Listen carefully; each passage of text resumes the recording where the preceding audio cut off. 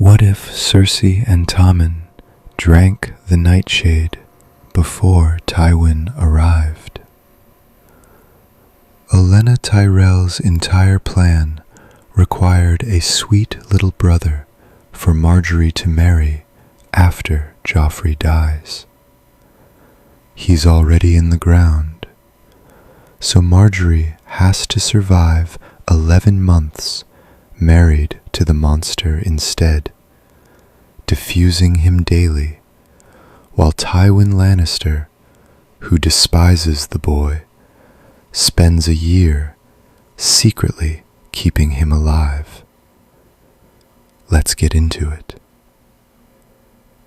The candles in the throne room had gutted down to stubs, and no one had come to replace them, because the servants had run for the Sept or the Sea hours ago. Cersei Lannister did not need the light. She sat on the steps below the Iron Throne with her youngest son in her lap, and told him about a lion cub. He had a golden mane, she said, brighter than any of the others in the whole pride. And when the wolves came down out of the hills, his mother took him deep into the woods, where none of them could ever find him. And there the two of them were safe, just him and her. Did the wolves eat the other cubs? Tommen asked. No, she lied. The other cubs were somewhere safe as well. Tommen was 8. He had his father's soft chin, and none of the rest of his father's, and he did not understand why the story was being told here, on a cold stone at the hour of the owl, and not in his bed. Outside, Stannis Baratheon's fires threw a shifting orange glow against the high windows. Somewhere below the hill, the mudgate was burning, and the sound of it came up to them, faint and steady, like surf. She had died in the wildfire. She had spent the great chain across the mouth of the Blackwater. She had sat in Maegor's with the frightened women and a headsman for company, and watched every move she owned come to nothing, one after another, and there was a ram at the gate now, and a fleet in the bay, and she had done at last the arithmetic her father did in his sleep. There was one move left on the board that was hers to make, and no one, not Stannis, not the mob, not her father riding too late up the King's Road, was going to take it from her. "Are we in the woods now?" Tommen asked. "Very nearly. Close your eyes. It's easier if you close your eyes, sweetling." "I don't want to." "For me, then. Just close them and hold on to me." Against the wall, in the dark behind the throne, Sir Ilyn Payne stood with ice unsheathed and said nothing, because he had no tongue to say anything with. She had summoned him for the version of the night where the poison came slowly, where a boy might grow frightened and thrash and need the thing done quickly and clean. She hoped it would not come to that. She stroked her son's hair and lifted the little glass vial and put it to his lips first. 400 yards north, in a lane between two burning cloth shops, 11 men who did not yet know the battle had already been decided were holding a street. They were Stannis's. They had been cut off from the retreat when the Tyrell horse came pouring through the iron gate, and no one had ridden back to tell them the boats were pulling for Dragonstone. So they did the only thing soldiers do when no one has told them to stop. They wedged themselves into the narrowest throat of the lane, put their backs to the heat of the burning walls, and made the column pay for every single foot. A sergeant with a Stormlands accent kept them dressed and standing. Twice the Tyrell men came on. Twice they went back over their own dead. Tywin Lannister sat his horse at the head of that column and watched them do it. He did not shout. He did not feed more men into the lane than the width of it could use, because more men would only die in the same space to no better purpose. He waited because a lane can be taken only at the speed the lane allows. And Tywin Lannister had never once in his life spent a soldier to buy a minute he could simply outlast.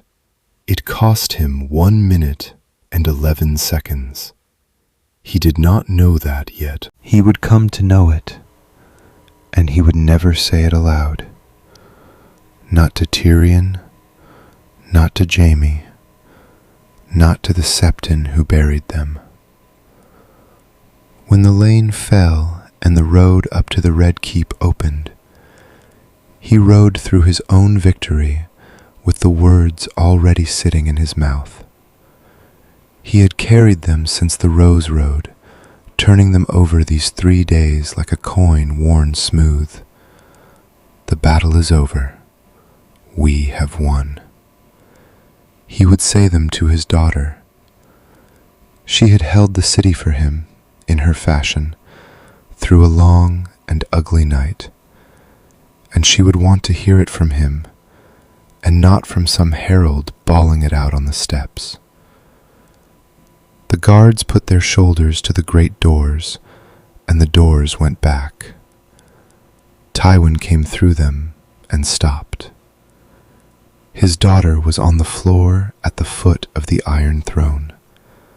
Her son was in her arms. Both of their eyes were open, and neither of them was looking at anything at all. On the flagstones between them lay a small glass vial, empty, catching the last of the candlelight. In the dark behind the throne, Sir Ilyn Payne had not moved from where he stood, because in the end he had not been needed. Tywin Lannister stood in the doorway of the thing he had won, holding a sentence with nowhere left to put it. Behind him, from the corridor, a boy's voice came climbing the stair, thin and sharp with the particular grievance of a child who has been sent to bed. What was all the noise? He came up the last of the steps and through the doors with the scowl of a boy who has been sent away and means to make everyone sorry for it. Then he saw them, and the scowl went somewhere else and did not come back. No one spoke. Tywin stood where he was. The 4 Tyrell lords who had followed the hand up from the gate, men who an hour before had come to bend the knee to a queen regent, arranged their faces into grief and held very still. Sir Meryn Trant found something on the floor worth studying. Joffrey crossed to his mother and his brother and stood over them for a long moment. He did not scream. He did not weep. He crouched and picked up the vial and turned it up to what was left of the candlelight to see how much remained in it. And there was nothing left in it. And he did the sum out loud. 2 doses, he said. It held 2. He looked at Tommen. He looked at his mother's open eyes. He said it again, to the room, to his grandfather, in a voice gone flat and strange, and much younger than his 15 years. 2, not 3. There was time. Someone carried Tommen up here to her. She sent for him, and she sent me down to my chambers. He turned the empty glass over slowly in his fingers. She had a breath to think of him, and a breath to think of herself, and somewhere between the 2 of them, she did not think of me. Not once. For that one moment, he was only a boy who had learned that his mother had died and gone out of the world without him on purpose. Tywin crossed the floor. He did not kneel beside the bodies. He set his hand on the boy's shoulder, the nearest thing to tenderness the man had ever kept about him, and drew him up onto his feet, and said the thing that was, by every measure he had ever used, correct. Grief is a private matter. You will have time for it later, in a room with the door shut. Tonight you have a city. It has watched a battle come to its walls, and it has watched wildfire burn on the water. And by morning, it needs to watch its king ride through it alive and unafraid. That is what you are now. It does not wait on this. Neither will you. It was precisely what a hand should say to a king on the first night of a reign. It was also a door, closing, very quietly, at the exact worst moment a door has ever closed. Tywin did not hear it shut.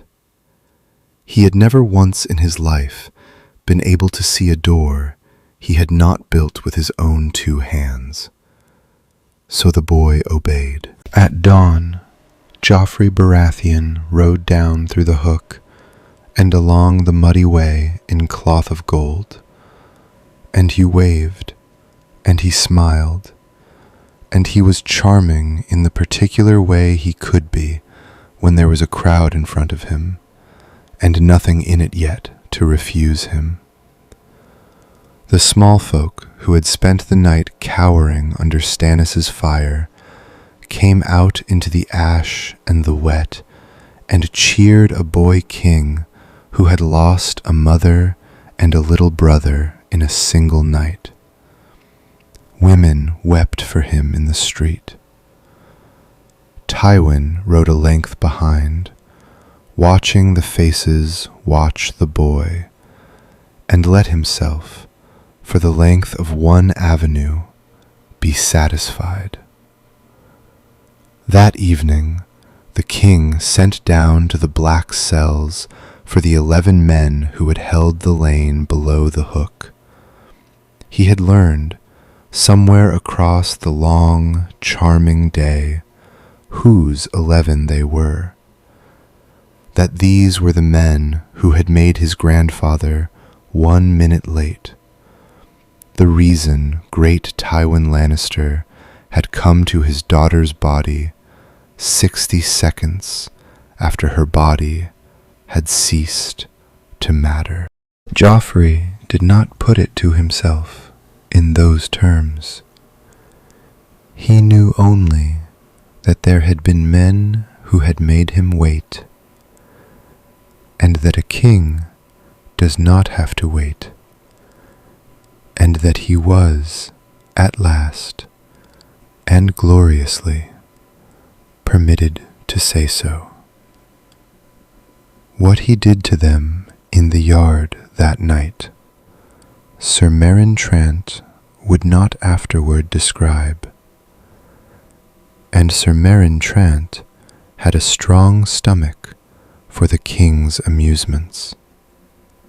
Tywin came down when they brought him word. He stood at the gate to the yard with the torchlight moving on his face, and he watched, and he did not give the word to stop. There was only one thing worse on the first night of his regency than a king who did this where men could see it done. It was the whole of the realm learning by morning that the king's own grandfather had told him to stop, and that the king had not. Tyrion Lannister woke up expecting a knife. He had been expecting it for some time, through the fever, through the black stretches, through the surfacing and the going under again. The flat certainty that when he finally came all the way up, it would be to a servant's cell, and one of his sister's men leaning over him with a blade, come to finish the thing the field had started. Half his face was gone beneath the linen. He could feel the pull of the stitching every time he breathed too deep. And then he came up, and there was no cell. There was a proper chamber with a fire lit in it. There was a proper maester who smelled of vinegar and would not meet his eye. There was a jug of watered wine set within reach of his hand, and Podrick Payne asleep in a chair with his mouth open and his chin fallen to his chest. There was clean gray daylight through a real window, and there was no one at all standing over him holding anything sharp. He lay still and waited for it anyway.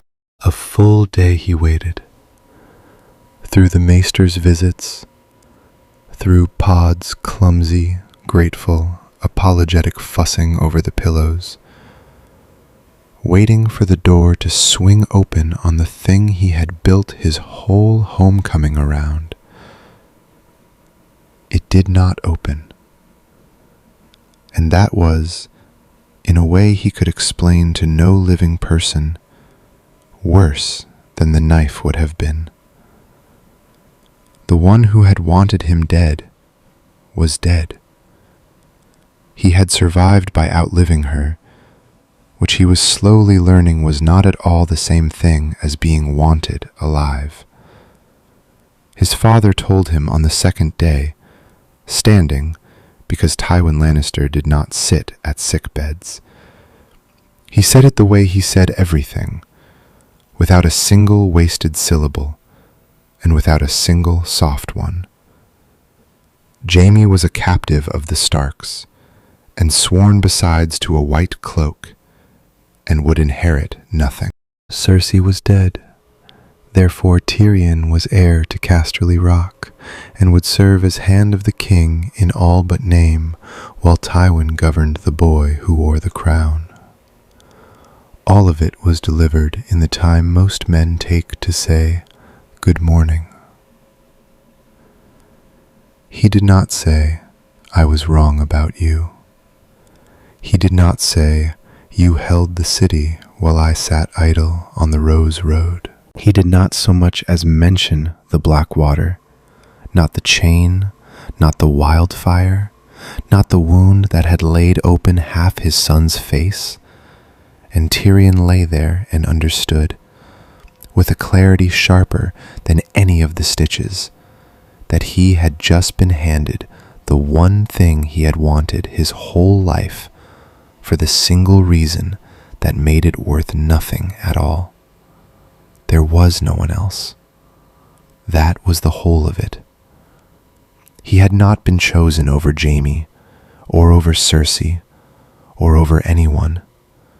He was simply what remained once they were gone. And then, obscenely, it worked.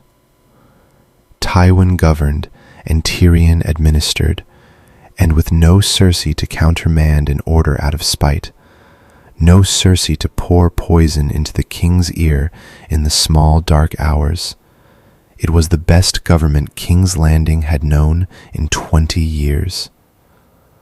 The crown's debts were rescheduled with the Iron Bank and the Faith both. The granaries were thrown open ahead of the winter word. The gold cloaks were paid on the very day their wages fell due, which not one man in 3 of them could recall ever happening in a lifetime of service. The Tyrell alliance was drafted, haggled over, and signed inside a fortnight, and the harvest of the Reach began rolling up the Rose Road toward a city that had come within a week of eating its own horses. Tyrion was good at it.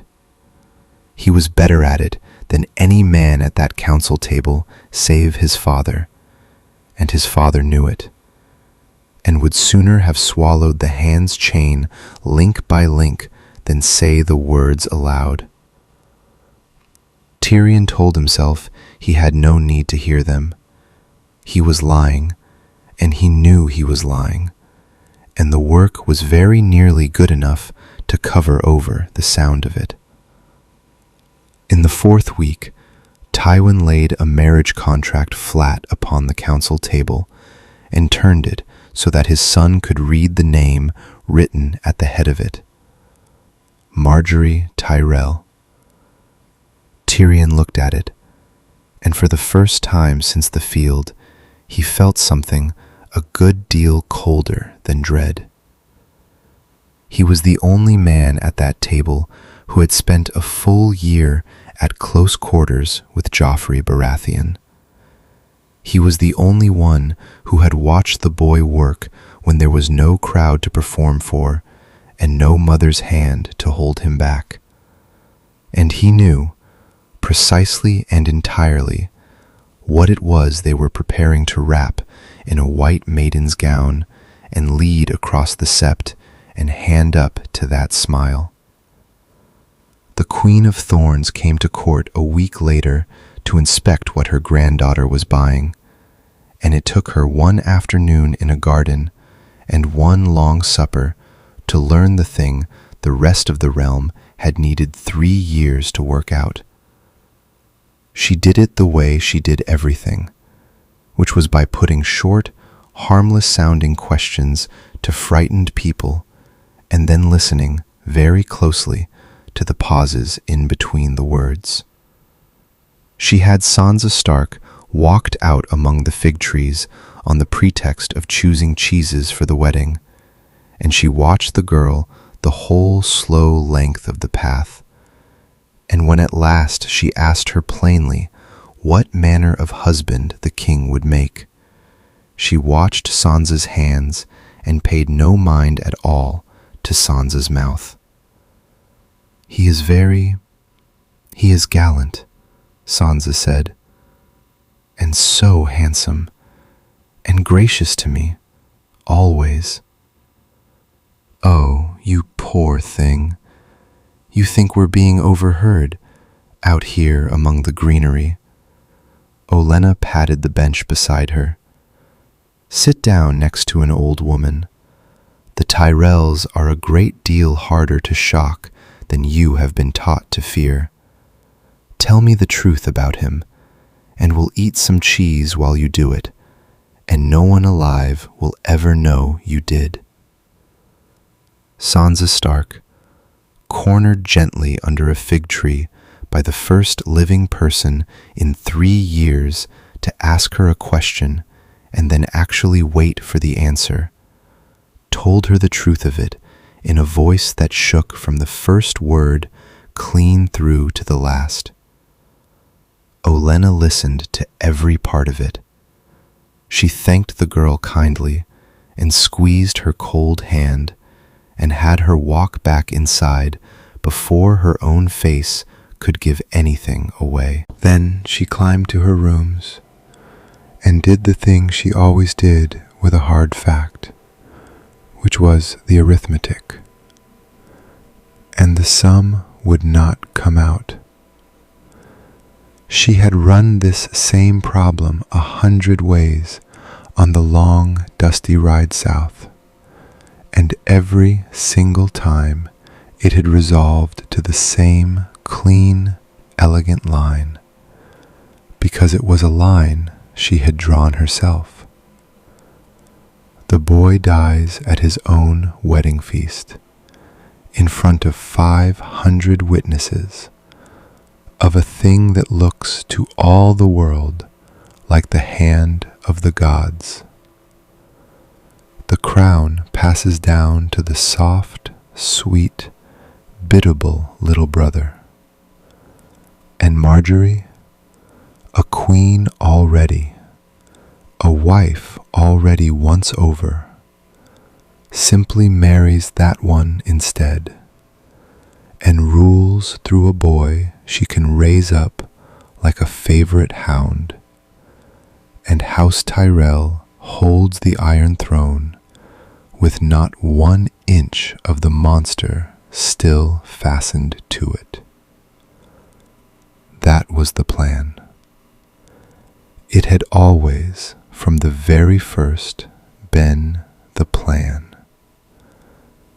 And the sweet little brother was down in the cold ground beneath the great sept, poisoned by his own mother's hand on the night of the Blackwater.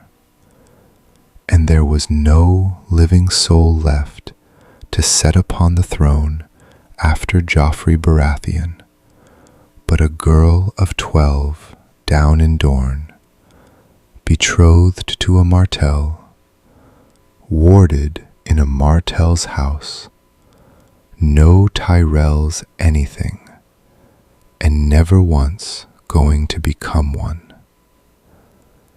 The clever way out did not exist.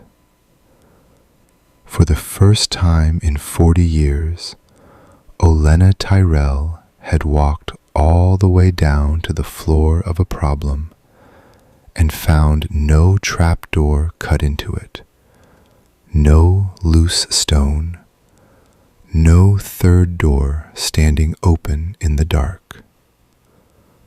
So she sat alone with a cup of arbor gold she no longer wanted, and she made herself reach the conclusion she had spent 4 whole decades being far too clever to ever once have to reach. There was no removing the boy now that would not hand everything they had spent straight into the lap of Dorne. A dead Joffrey standing over a childless Marjorie was nothing but a widow and a wasted war. Therefore, her granddaughter was going to have to marry the monster and share the monster's bed and keep the monster pleased and live, for a while, for as long as it took, as the wife of the worst boy in all the world. She sent it to Marjorie and told her the whole of it in 4 short sentences, and she did not spare her the last of them. You must be with the child before he can be allowed to die. A living son of yours upon that throne is the one thing that turns his death from a gift to House Martell into a use for us. Until you carry that child, he stays alive, and he stays pleased, and you are the one who will keep him so. Do you understand what it is I am telling you, child? Marjorie Tyrell was 17 years old. She heard her grandmother say it plainly. You must carry his child before you can ever be rid of him. And she did not flinch, and she did not weep, and she did not turn her eyes to the window. She sat with it a moment, the way her grandmother herself had taught her to sit with a hard thing before answering it. Then she asked the only question in it that mattered. How long do I have to keep him happy? The marriage was set for the turn of the year, and with the alliance sealed and the city gone quiet, there remained one letter Tywin Lannister had not managed to write. He sat at it for 4 nights running. He was not a man who sat at things. The first sentence came easily enough. It was a fact, and facts were the country his hand was native to. It was the second sentence that stopped him every time. The one that had to say who and how, and that she had done it herself, with a child asleep in her lap. 4 times he wrote as far as the first full stop. 4 times his hand would not carry the ink across to the next line, and Tywin Lannister, who had not been unable to do a thing since he was 19 years old and took the rock back from the men who had laughed at his drunkard father, burned the page and began again. On the 4th night, he stopped trying. He gave the matter to a clerk, and the clerk wrote it as clerks write things, in the flat, gray language of a duty roster, and the raven carried it north. It found Jaime at a wayside inn on the King's Road, still a captive, still under stark guard, halfway to a peace that had not yet been struck. He read that the Queen Regent, Cersei Lannister, and the Prince, Tommen Baratheon, had died of poison at the Blackwater. He read it twice. He did not make a sound. Across the yard, the Tarth woman watched him fold the parchment and set it down, and did not understand what she had just seen, only that something in the man had quietly gone out and would not be coming back. In King's Landing, Tyrion kept the funeral vigil at the Great Sept, and mostly what he did there was watch his father. Tywin stood over the 2 biers for 7 hours. He did not sit. He did not speak. He did not, in all that time, reach out and lay a hand on either of them. Not his daughter's hair, not the boy's small, folded fingers.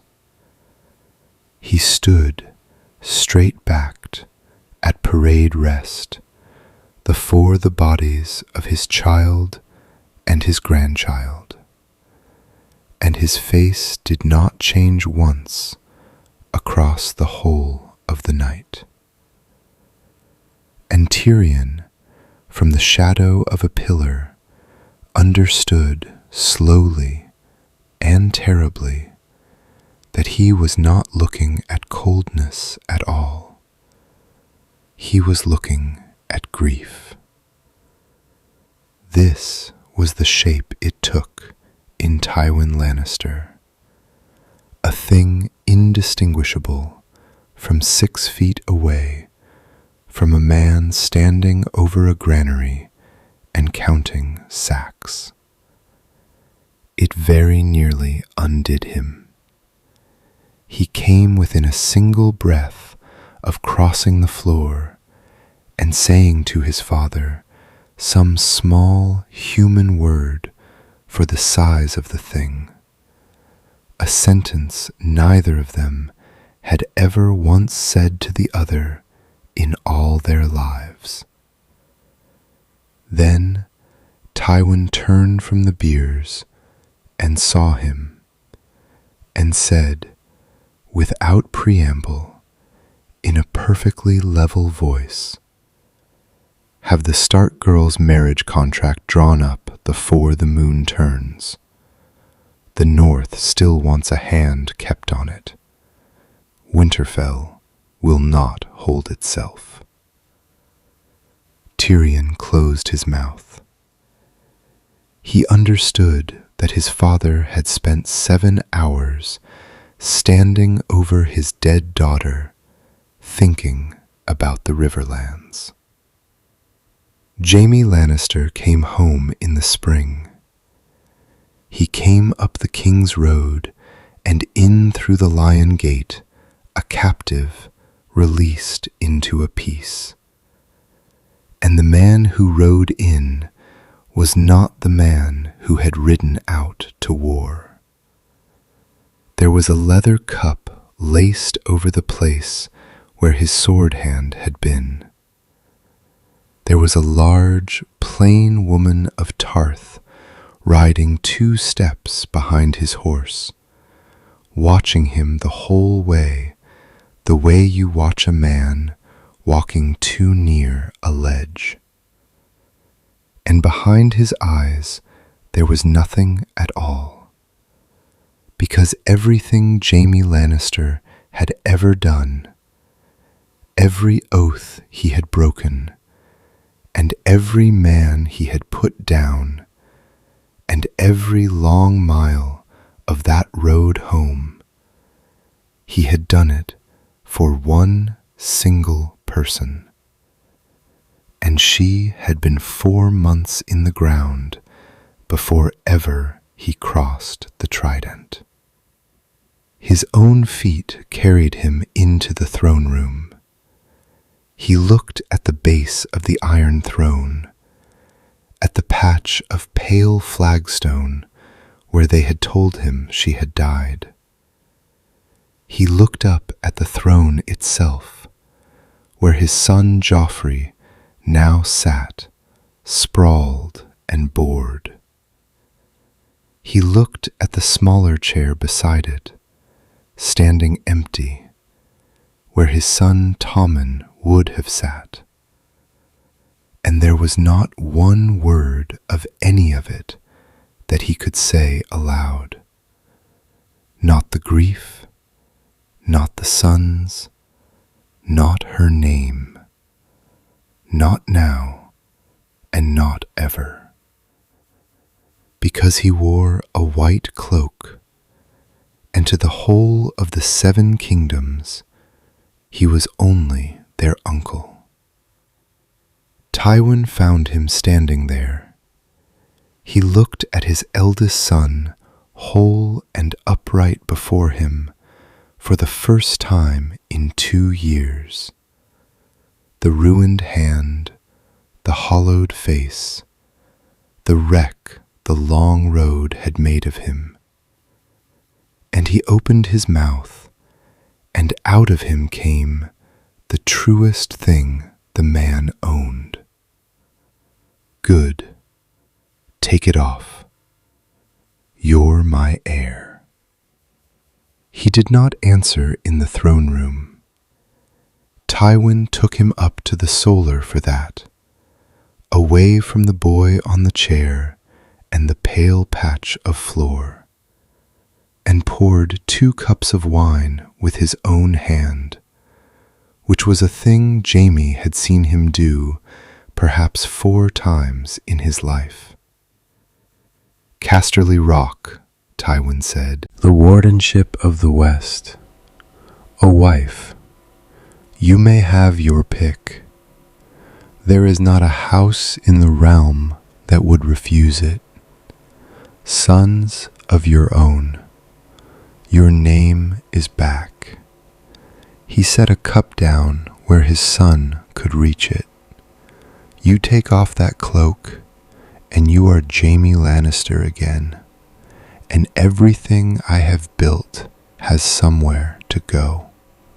In another life, this was the easiest refusal Jaime had ever made, because in that life, Cersei was 3 floors down and breathing, and the white cloak was the only address in the world at which she could still be reached. There had always been a reason sitting on the other side of the scale. The reason had gold hair and his own face. There was nothing on the other side of the scale now, so Jaime stood in his father's solar and did the thing he had never once let himself do about the rock, which was want it.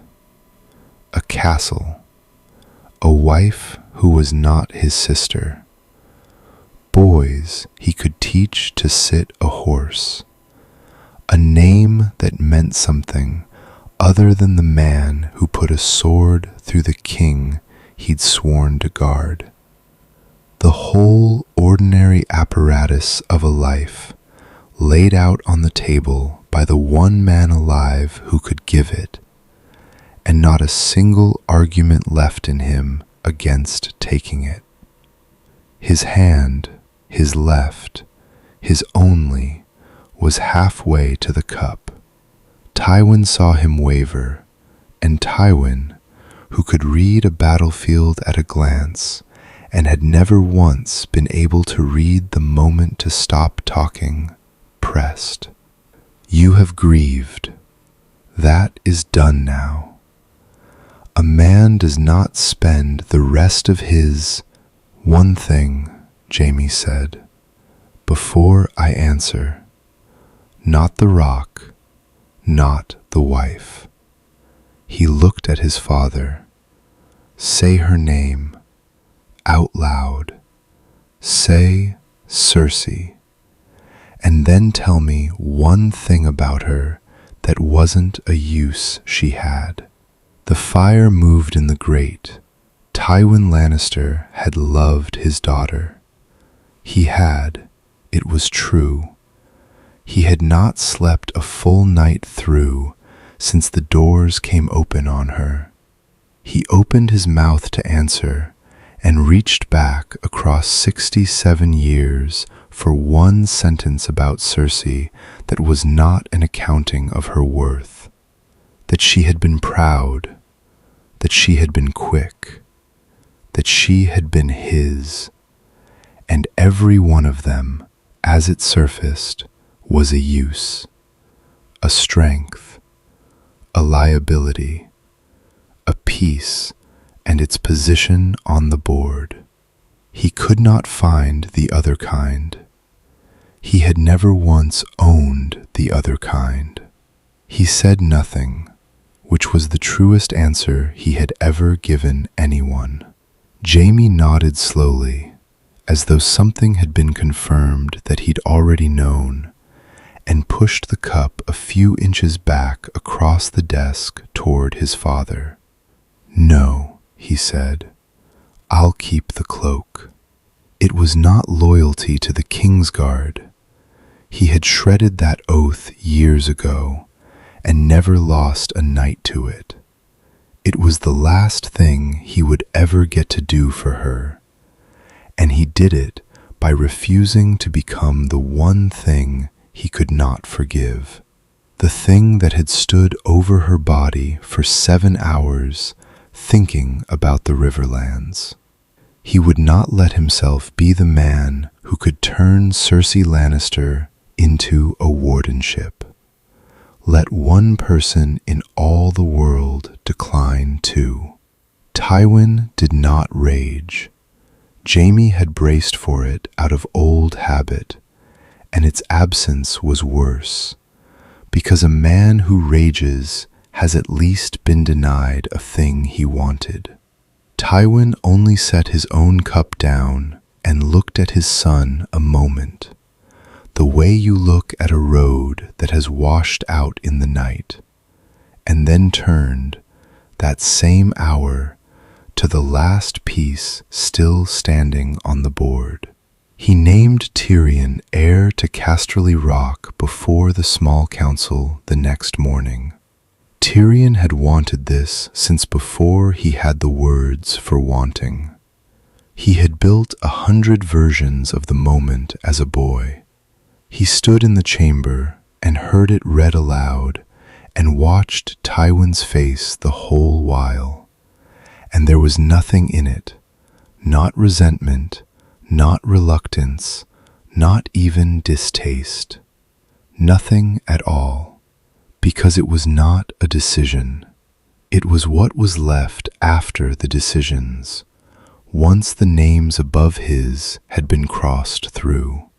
That night Tyrion drank alone, which was becoming a habit he could feel himself acquiring, and arrived at the only conclusion the evening allowed. There had never been a thing to earn.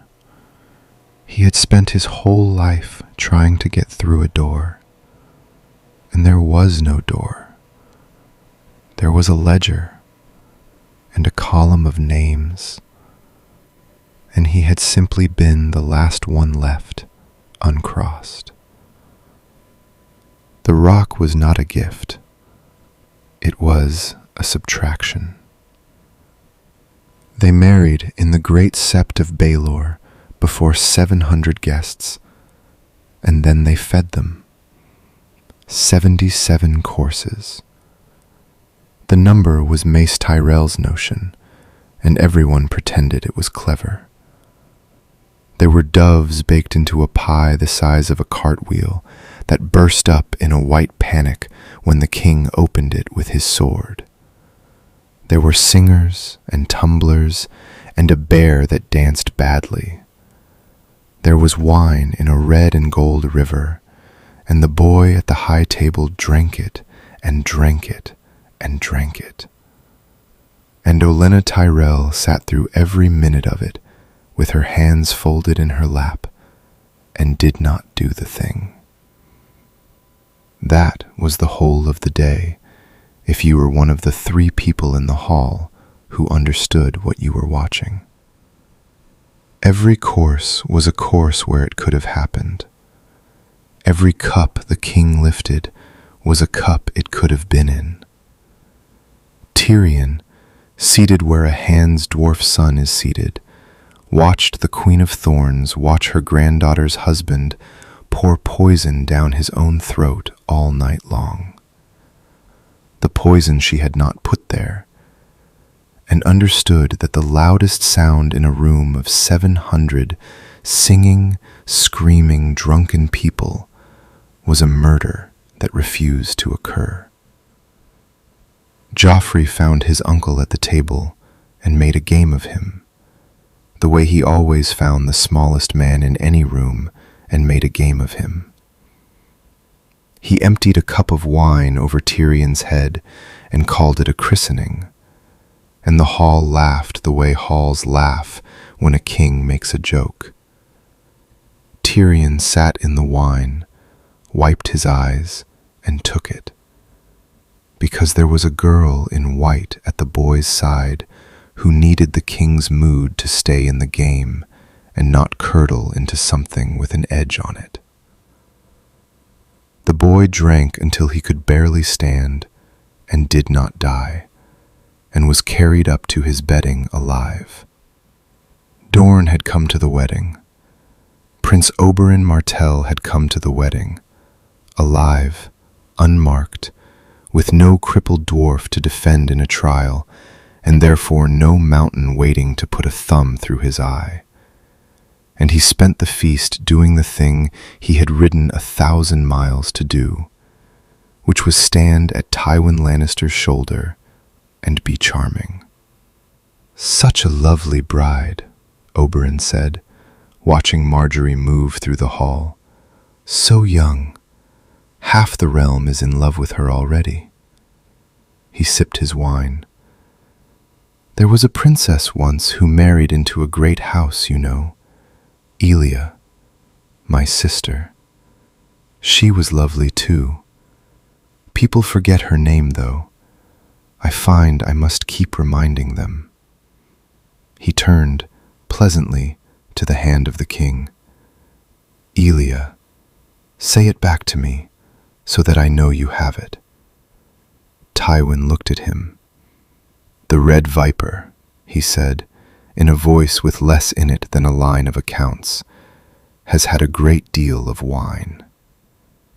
Then he turned back to the feast, and that was all of it, and it was the flattest thing Tywin Lannister said in the whole of that long year. Oberyn smiled at his back and went up to his rooms and wrote to his brother in Sunspear. The letter was short. "The Lannisters," he wrote, "have 2 children left in all the world, a dwarf who will never breed true, and a little girl who is at this very moment eating figs in your gardens and calling your son cousin. Brother," he wrote, "you have been thinking of Myrcella Baratheon as a guest. Begin thinking of her as an asset." And then the doors closed on Marjorie Tyrell and her husband, and the singing went on somewhere far below, and Olenna Tyrell carried a hard chair out into the corridor and sat down on it and stayed there all night. She sat like a woman on a deathbed. She did not knock. She did not send the guards away, and she did not ask them anything. She listened, because she had put her granddaughter behind that door herself, with 4 sentences and a plan, and the least an old woman could do was stay awake for it. Whatever Marjorie walked out of that room having survived, when the gray light came, she did not describe to her grandmother. She never described it to anyone. Not to Loras, not to Olenna, not once in all the years that followed.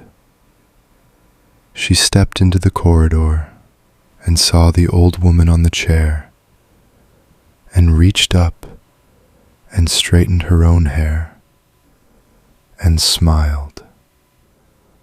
The public smile, the one the whole realm would come to love, and went down to break her fast with the court, and begin, that very morning, being the finest queen King's Landing had ever had.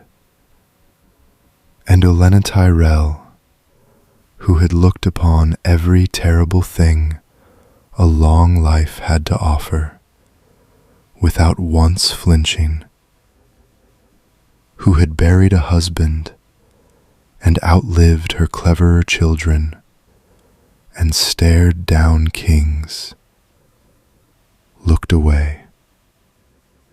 She began the next morning and did not stop.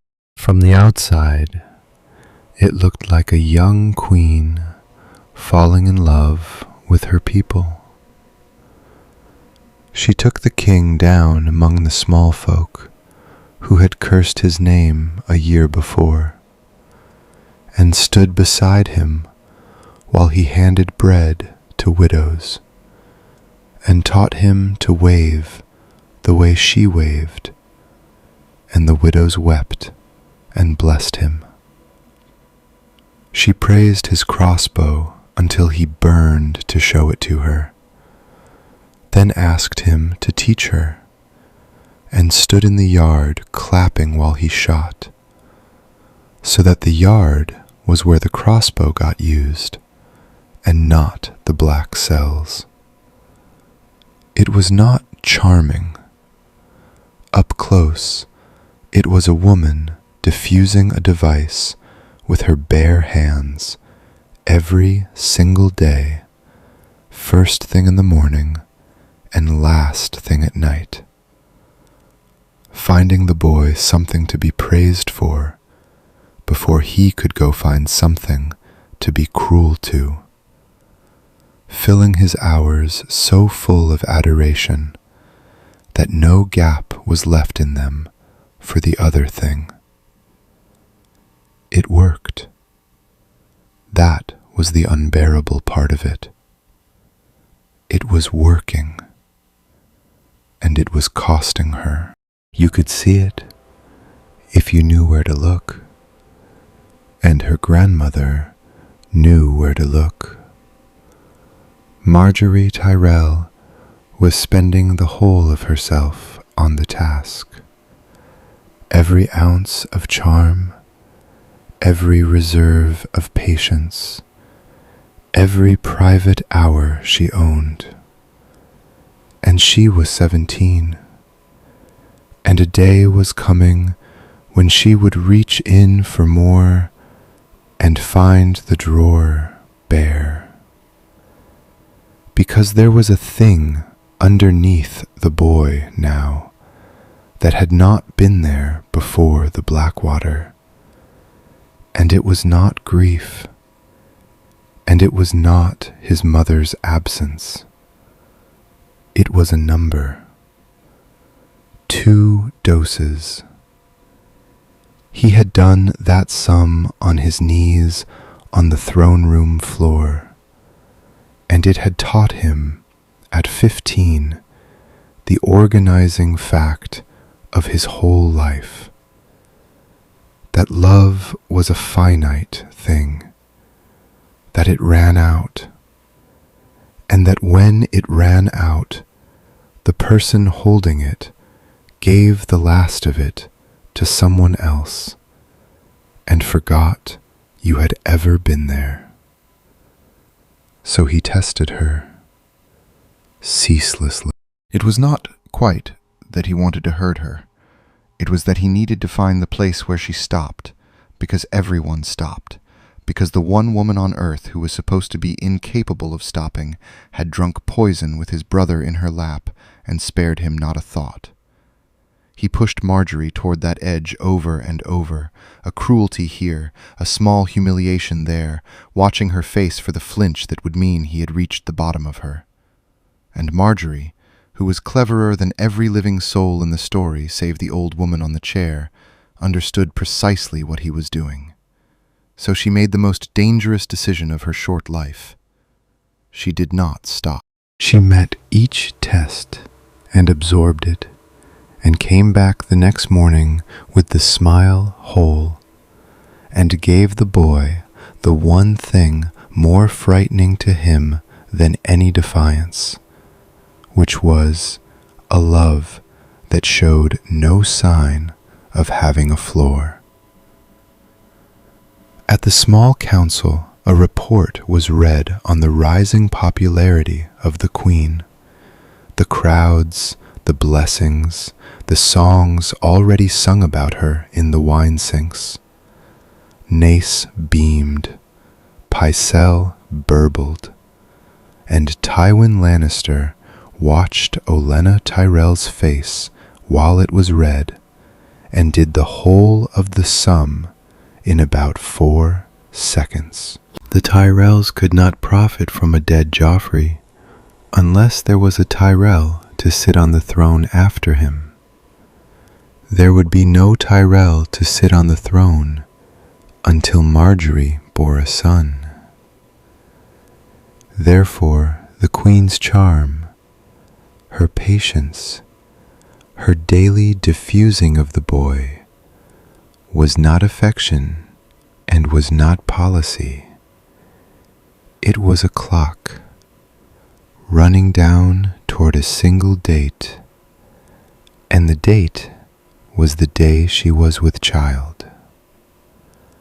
From that morning on, the king of the 7 kingdoms was a man with a sentence hung on him, to be carried out the hour his wife was known to be carrying his heir. He returned to his solar and wrote out an order. 3 new food tasters, chosen from the west, sworn to the rock. The guard on the royal apartments doubled, all of them Westermen. He sealed it and sent it, and then sat a moment with his hands flat on the desk, because he had just begun the single most humiliating undertaking of a long and undefeated career. Tywin Lannister, who had despised Joffrey Baratheon from the first hour he ever laid eyes on the boy, was now going to have to keep him alive. They took tea together twice a week, the hand of the king and the Queen of Thorns, because that was what 2 great powers did when they were bound by marriage and needed to be seen to be fond of one another. Together they discussed the harvest. Olenna admired the new arrangements in the royal kitchens and remarked how diligent the king's food tasters had become of late. Quite the most careful men she had ever watched at their work. One could sleep soundly, she said, knowing his grace was in such hands. Tywin agreed that they were diligent, and observed, just as warmly, that he had lately been studying the Reach's grain accounts and found them unusually well kept, remarkably precise, in fact, for a house that employed so few maesters. Someone very clever must be doing the sums. "Oh, we manage," Olenna said, and took another biscuit. Neither of them ever said anything. Neither said, "I know exactly what you mean to do to that boy." And neither said, "And I know that you know," because the first to say it aloud would be the first to admit that the king's murder sat on both their calendars as a fixed appointment, and there was no advantage in being the one who said it first. So they smiled and poured and fenced with grain accounts, and it was at once the most pleasant and the most horrifying thing in the whole of that year. Tyrion sat at the far end of the table through all of it. He was the only man in King's Landing who could see both sets of teeth at once, the old woman's and his father's, bared at each other beneath all that fondness. And he said nothing, and drank his tea, and understood that he was watching the 2 finest minds in Westeros agree in perfect courtesy on the date of a boy's death. And Tyrion, who was hand now and heir now, who had at last, after a lifetime, been given the seat at his father's right hand he had bled for, made the choice that would sit beneath the rest of his life like a stone. He said nothing, not to his father, though he could see the shape of the thing as plainly as Tywin could, not to Olenna, though a word might have done it, not to Marjorie, who was the only innocent at the whole table. He told himself it was because he had no proof, only inference, and a man does not accuse the king's own grandmother of an inference. That was true. It was not the reason. The reason was a girl named Ross, and a crossbow, and a night Tyrion did not permit himself to visit in daylight.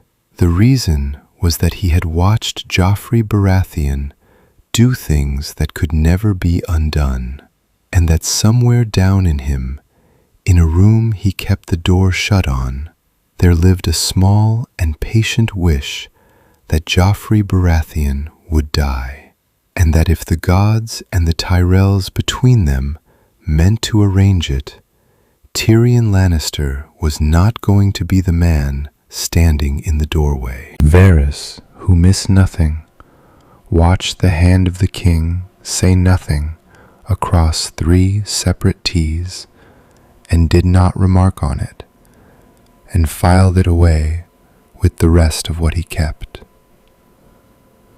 11 months into the marriage, Grand Maester Pycelle brought the news to the small council with the beaming, doddering satisfaction of an old man certain he is the bearer of pure joy.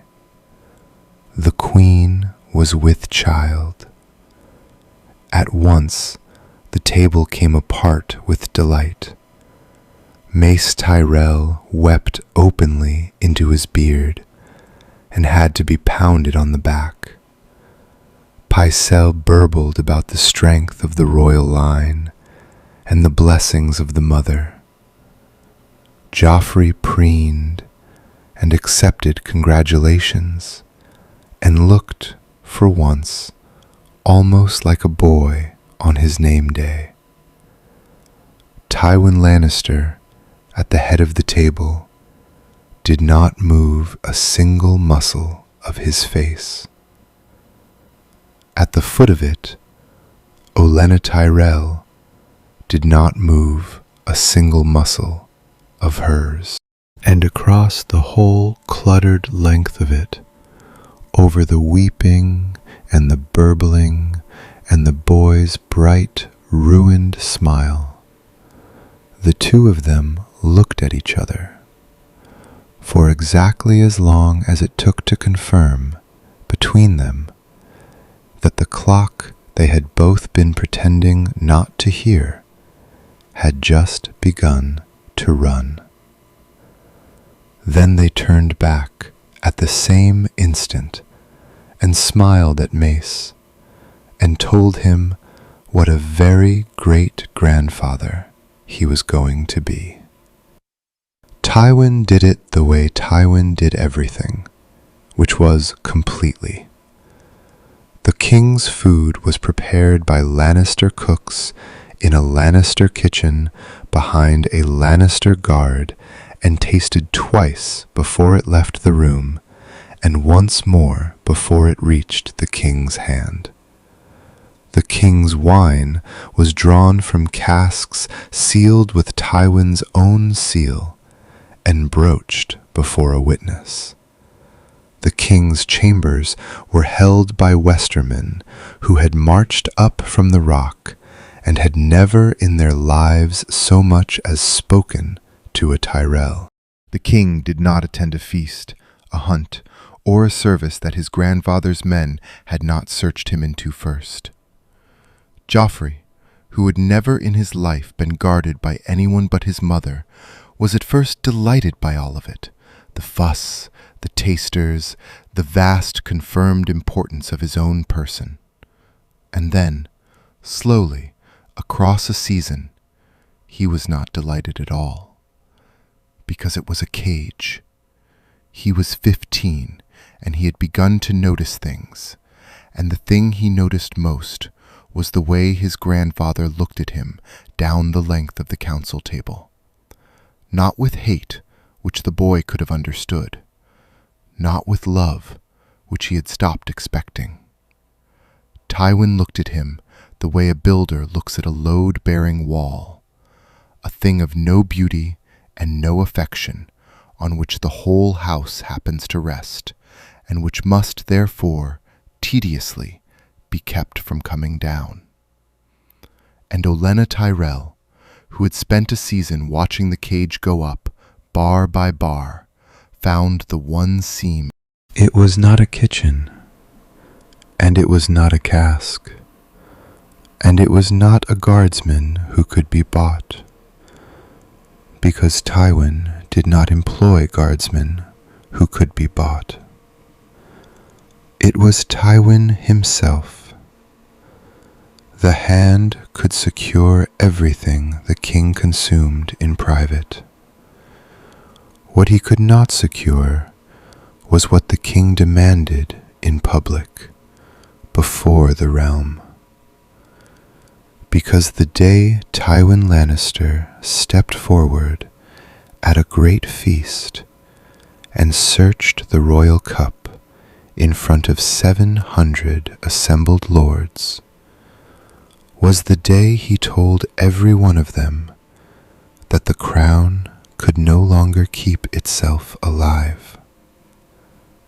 Power that must be seen guarding itself is power already half spent, and no man living knew that better than Tywin.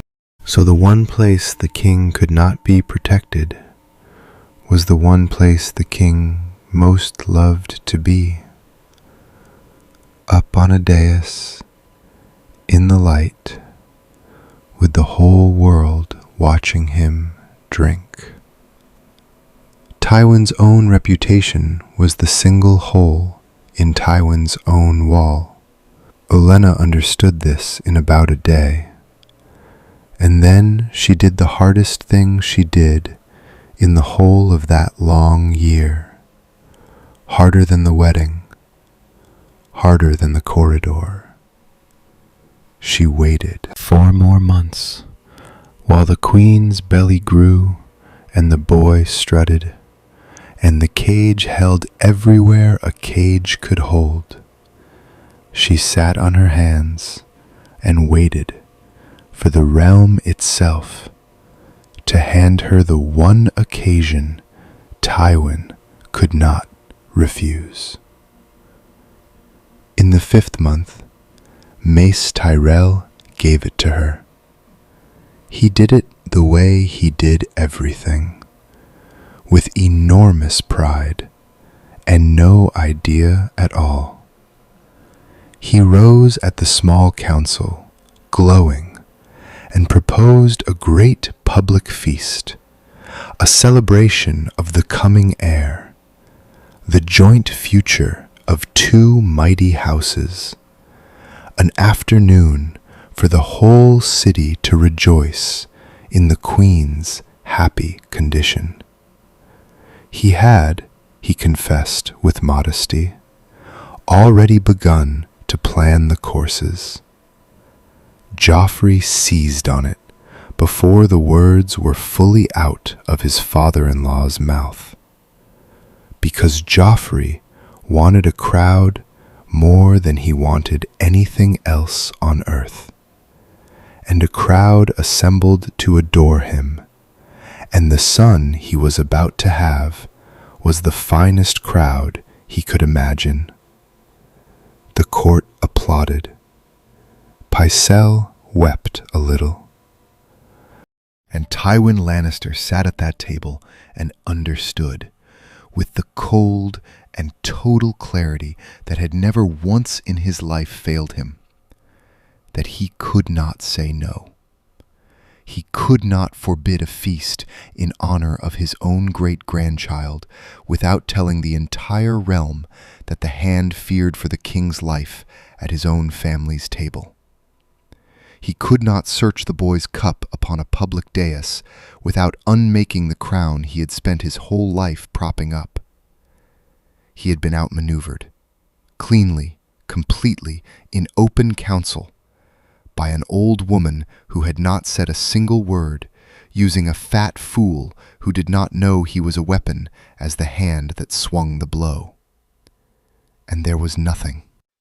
In all his statecraft, in all his long, undefeated life, there was not one move left on the board that carried him out of it. Tywin looked down the length of the table. Olenna Tyrell was admiring the flowers. The courses came and went, and the wine came and did not stop. And in the 5th hour, the king rose at the high table to give a toast to the son he was going to have. He had a cup in his hand. It had been filled on the dais, in the open, in front of everyone, the way everything the king did in public was done in front of everyone. He said something charming about the Reach, and something crueler about the Stormlands, and lifted the cup and drank, and the hall drank with him, 700 cups going up at once. Then he coughed. It was nothing, the first cough. A man coughs. He set the cup down and put a hand to his chest and laughed at himself and coughed again. And the laugh went out of it. The second cough had no air behind it.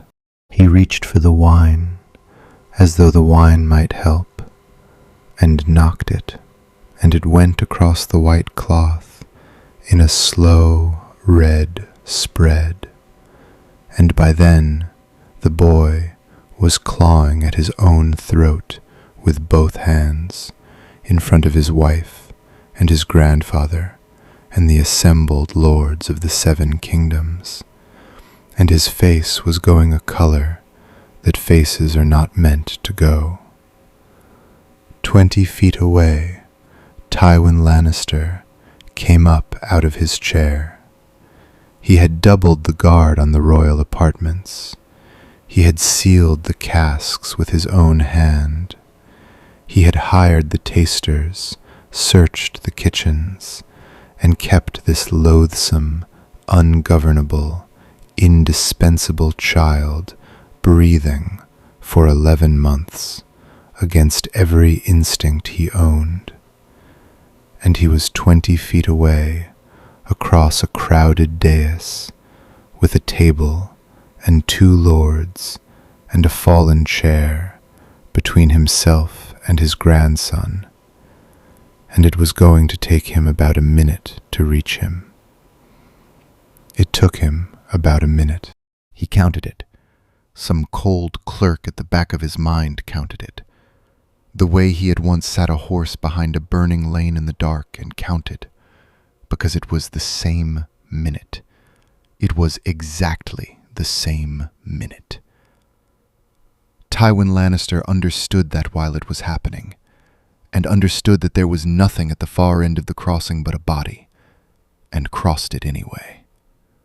Nobody had been holding the cup. Everybody had. It had come up to the dais the way a king's cup always came up, from a page to a cupbearer, set down on a table, snatched up by a jester for a jest, handed along, filled in the open, passed through a dozen hands in a crowd of hundreds, exactly as the king had always insisted it be. Because the king loved nothing on earth so much as being served in the sight of the whole world. By the time Tywin had the doors barred and the hall sealed, there were 400 people inside it who had touched a cup, a flagon, a table, a sleeve, and not one chain of custody among the lot worth the parchment it would waste to record it. Olenna Tyrell was on her feet, weeping, calling for a maester, for the gods, for someone to help the poor, sweet boy. The tears were real. That was the thing about the Queen of Thorns that even Tywin had always had to grant her. She had never once in her long life needed to counterfeit a feeling in order to be believed, and she did not need to know. His grandson lay dead on the floor of the feast, and the hand of the king did not look at him. He stood over the boy with the whole hall screaming around him, and he raised his head, and he looked instead down the length of that ruined table at Olenna Tyrell, across the overturned cups and the spreading wine, and the lords climbing over benches to flee or to gape. And he held her there for a long, level, silent moment. And Olenna Tyrell, mid-sob, tears bright on her face and one hand pressed to her heart, looked back at him and did not blink.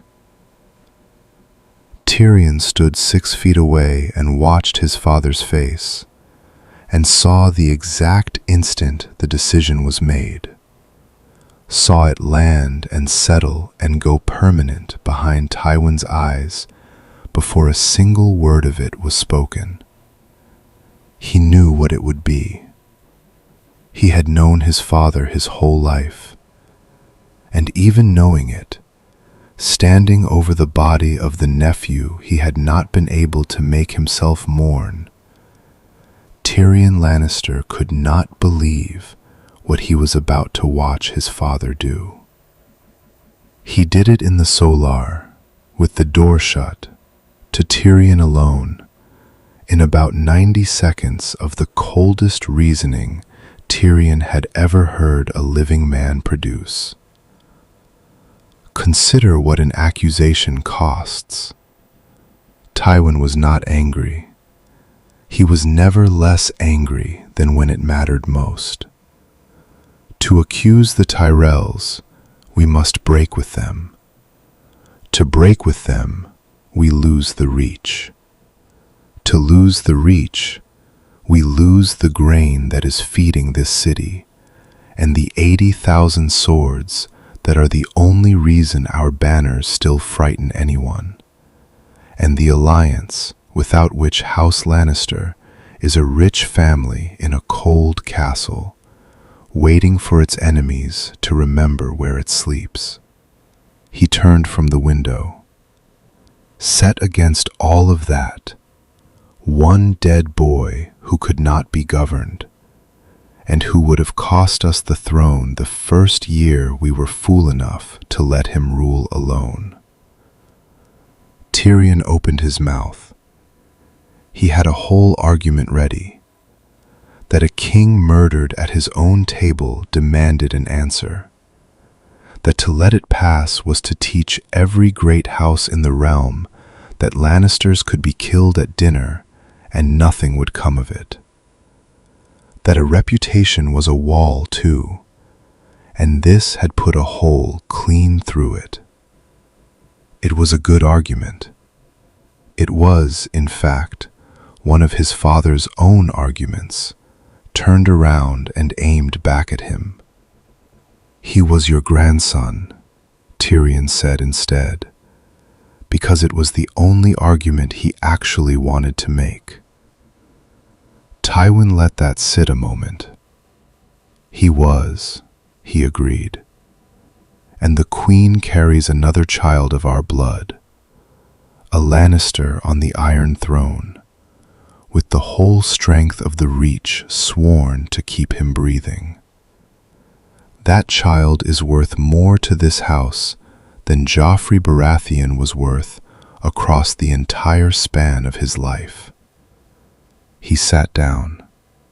So, there will be no trial, no accusation, no inquiry. The king choked upon his wine.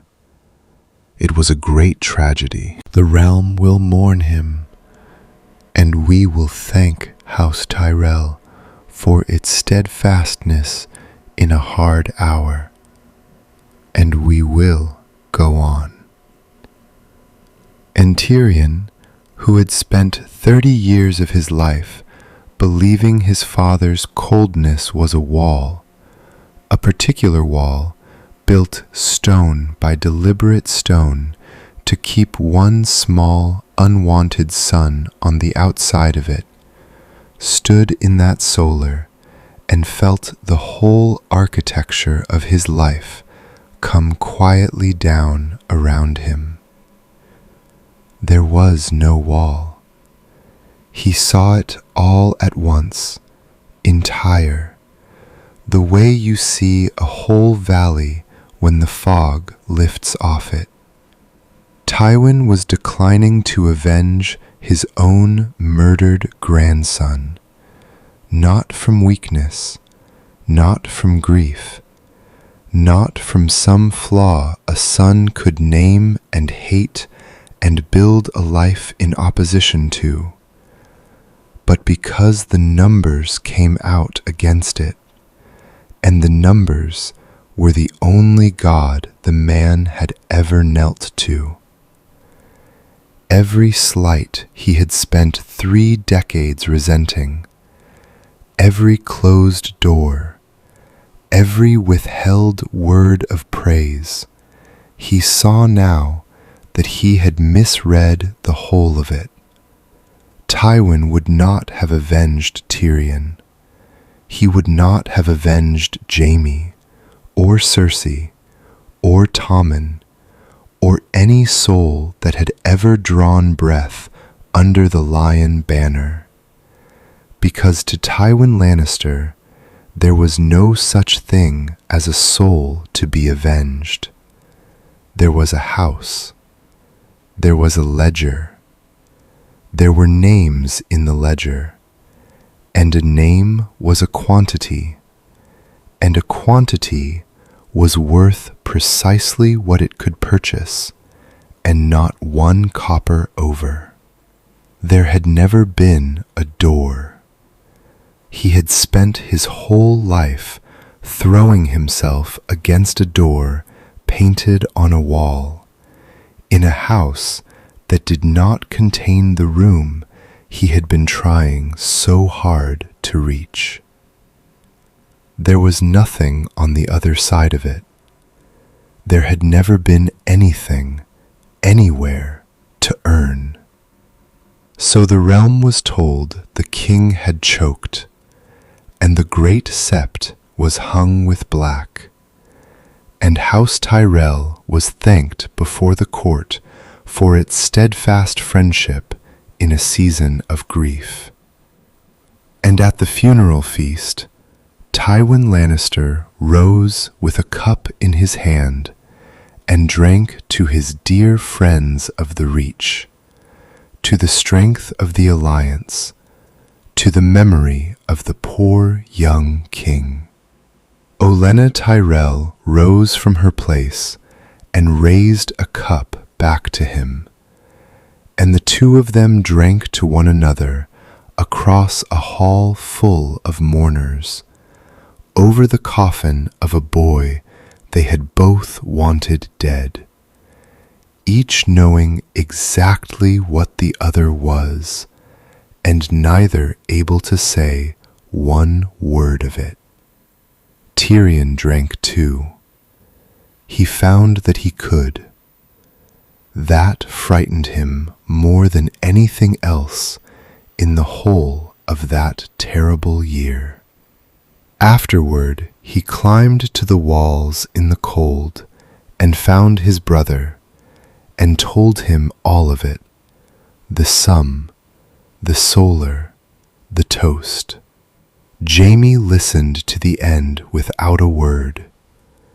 Jaime, who had fathered 3 children and could not claim one of them, 2 of whom were now under stone, looked out over the dark sprawl of the city for a while, and then he said the thing that ended it. Then there's one left. He did not turn around. And she's in Dorne. Someone should go and get her before he thinks of it. For a little while it was wonderful. That was the cruelty the year had been saving for last. Marjorie was free of him. She went about the Red Keep radiant, 17 and widowed and adored, a queen with a child coming, and no monster to diffuse before breakfast. She walked in the gardens without counting the exits. She slept the whole night through. The court that had trembled before her husband loved her without reservation now, and the small folk loved her more. There were songs about her in the wine sinks, the good kind, the kind that outlast the singer who first wrote them. Olenna had won. It was the greatest victory of a 60-year career built entirely of victories. The boy safely in the ground, her granddaughter alive and unmarked, and a single heartbeat from the throne. The reach bound to the crown by a child of its own blood. She let herself, for the first time in 2 years, be only an old woman in a warm garden, with nothing left to do but wait. Tywin had his heir at last, his own blood on its way to the Iron Throne, 80,000 reach swords sworn to keep it breathing. The realm had grain and quiet, and a pregnant queen the small folk sang about in the streets. Even Tyrion was, if not happy, then something that lived on the same street as happy. He would look up from the accounts sometimes and find a whole hour had gone by with no dread in it, and sit there, suspicious of the feeling, turning it over like a coin he was not sure was true. Not one soul in the whole of the Red Keep had done a single wicked thing in 8 straight weeks. It turned out that was not how any of it worked. It went wrong at dawn. It went wrong for the reason these things go wrong for 1,000 girls of 17 every year in Westeros, in every keep and holdfast and hovel from the wall to the broken arm, which is to say, for no reason at all. There was no poison in it. There was no plot, no enemy, no clever old woman in a chair, nothing that a man could accuse, nothing a house could ride out and avenge. The child simply came too soon, and came wrong, and the maesters did what maesters do, which was stand in a great deal of blood and not be enough. Marjorie lived, the child did not. They would not let the old woman in at first, and when at last they did, there was nothing left in the room but a girl who had survived, and a small, still thing that had not. Grand Maester Pycelle, who had a word for everything and an understanding of nothing, called it a misfortune. And Olenna Tyrell, who had spent 2 years spending her granddaughter down to the bone to purchase this one particular infant, who had sat a whole night in a corridor on a hard chair to buy it, who had poisoned a king in front of 700 witnesses to clear its path, heard the word misfortune and swayed on her feet, and had to be taken by both arms and helped from the room. She had schemed against every enemy a mind could invent. It had not once occurred to her to scheme against the gods, who do not read contracts. And in the terrible quiet that came after, every player left standing in King's Landing reached, without wanting to, for the line of succession, and every one of them found the same answer waiting at the bottom of it. Joffrey, dead. Tommen, dead. The child that would have been, dead before its first breath. Stannis Baratheon, broken on the wall in a war nobody down here troubled to think about anymore, attainted, as good as gone. Renly, 2 years in his grave. Count it however you liked, in whatever order pleased you, and the sum came out the same and came out only one way. There was, in the whole of the 7 kingdoms, exactly one living person left with a drop of Baratheon blood and a Baratheon name. A girl of 12, brown and laughing, who had spent 2 years in a Dornish water garden and had begun, without ever noticing, to speak with the soft round vowels of Dorne, and who was, as of that grey morning, by every law the realm possessed, the queen of the 7 kingdoms.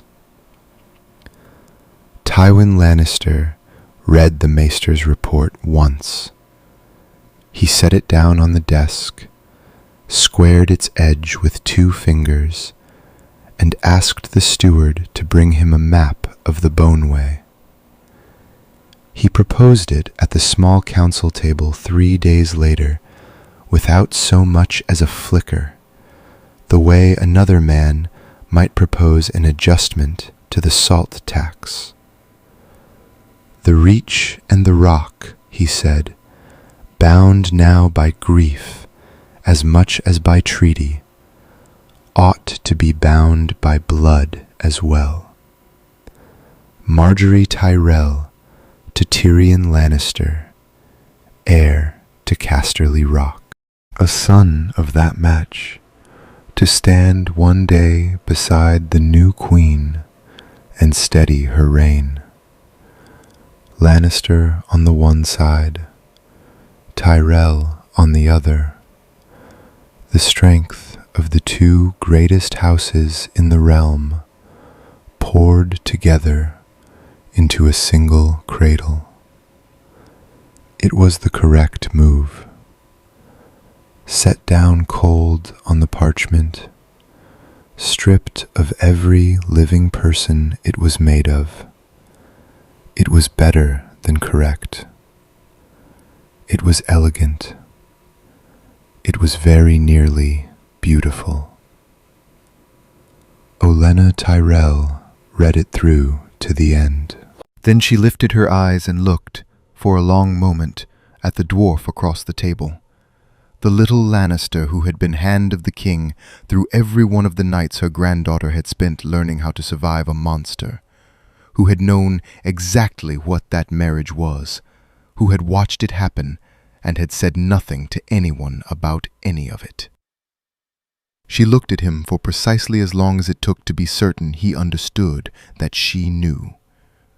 And then she said yes, because there was nothing left on her side of the board, and Olenna Tyrell had never once in 80 years been too proud to pick up the last piece still standing.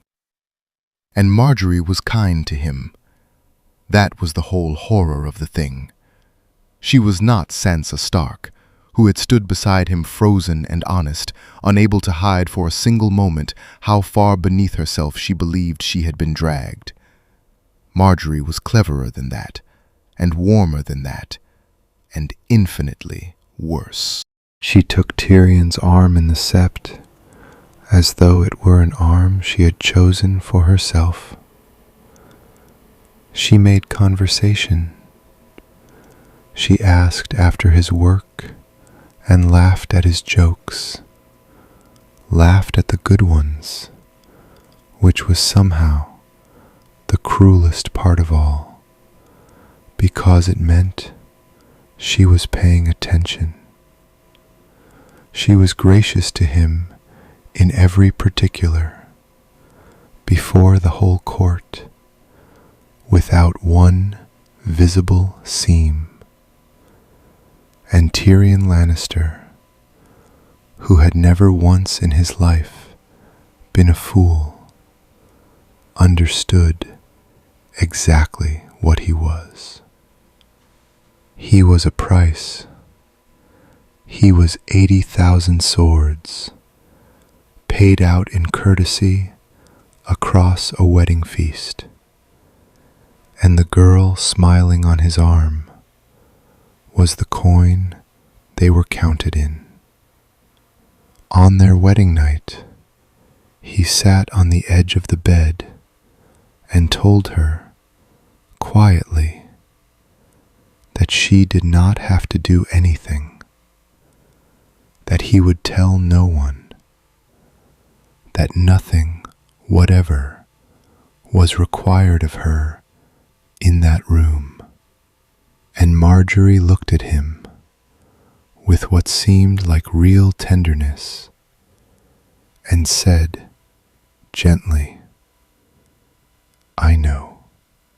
Then she stayed, because staying was the task. It was the loneliest hour of Tyrion's whole life, and he had catalogued a great many.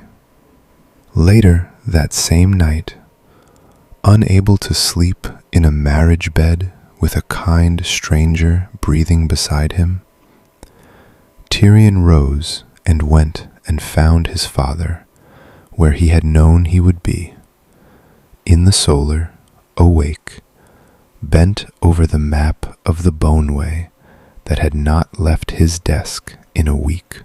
He asked the question he had been carrying since the funeral toast. He asked it plainly, with none of his usual armor of wit, because he had run clean out of the strength to be clever. Why Dorne? You have the reach. You have the rock. You have an alliance, a bloodline, a grandchild coming out of my own marriage if the gods are kind. You have 20 years to put anyone you please on that throne. You could crown a Tyrell. You could crown a stable boy and make it hold. Why march 800 miles into the one country that has never lost, to fetch a little girl who is happy where she is? He spread his hands.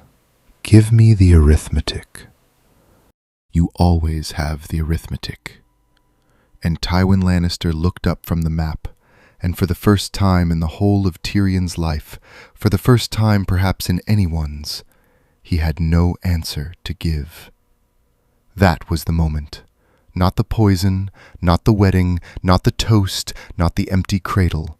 It was there, in the silence over the map, watching his father fail to produce a sum for the first time in 68 years, that Tyrion Lannister understood his father was going to lose. The Raven came to Sunspear in the heat of the afternoon, and it carried a demand. Doran Martell read it twice, sitting in his chair beside the water where the light came up green off the still pools, and he did not react at all. His face did not change.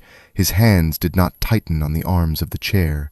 He simply read the thing through a second time, slowly, and then folded it in his lap and looked out at the water. Oberyn, who had been waiting since he was a young man for his brother to react to something, anything, with a measure of the heat that lived in Oberyn's own blood every waking hour, came very near to putting his fist through the plaster of the gallery wall.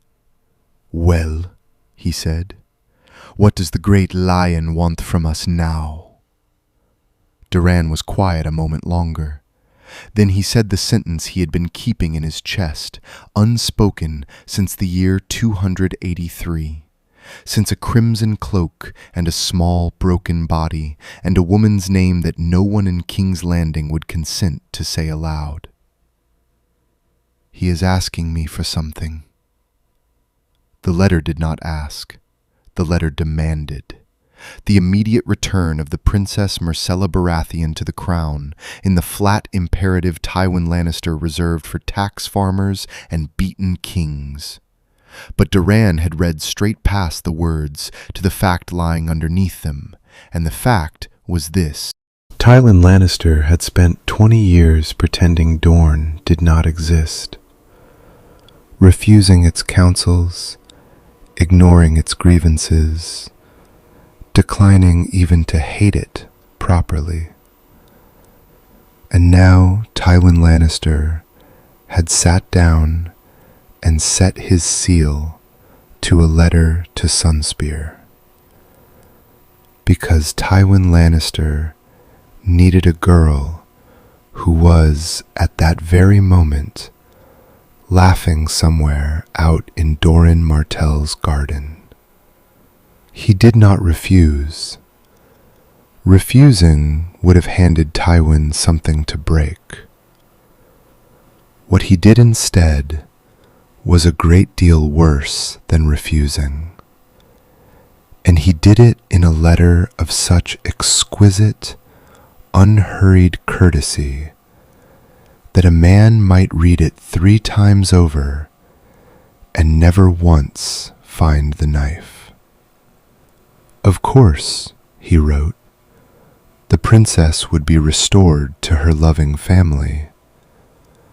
Dorne existed only to serve the crown into which she had married.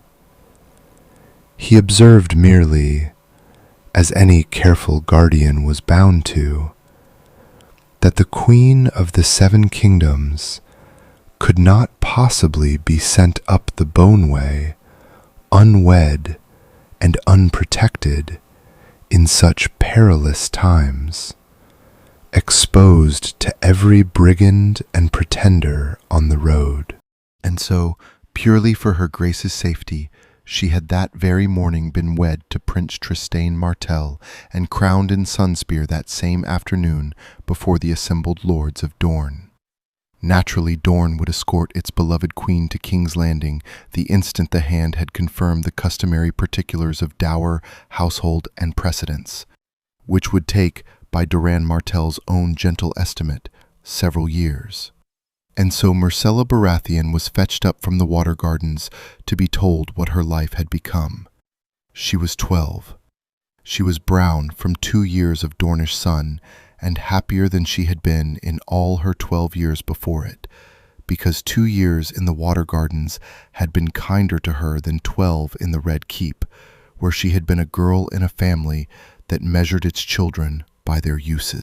She came in barefoot and still laughing at something, and a kind old man in a chair told her, all in the one afternoon, gently and without hurry, that her mother was dead, and that both her brothers were dead, and that she was now the queen of the 7 kingdoms, and that she had been married that morning to the boy she had been splashing in the pools with an hour before. He did not, at any point in it, ask her what she thought. The girl listened to all of it. She did not cry. She stood very still in the green light and took it in, piece by piece, and when he had finished, she asked Doran Martell a single question, a small, clear, simple question that the Prince of Dorne would carry with him to the end of his days. "Prince Doran," she said, "are you going to be the one who tells me what to do now?" And in King's Landing, 4 weeks later, Tywin Lannister read Doran's beautiful, courteous, unanswerable letter through to its unanswerable end and set it down upon the map and called the muster. They told him not to. Every one of them, in turn, told him not to, and it did no good at all.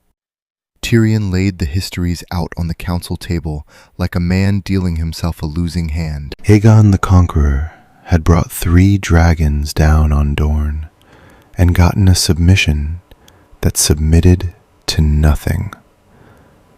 The Dornish melting away into their own sand and coming back the moment the wings had passed over. Daeron the young dragon had conquered the whole of it in one glorious summer, and then buried 60,000 men trying to hold what he had taken, and lost it anyway, and got a knife in the belly for his trouble.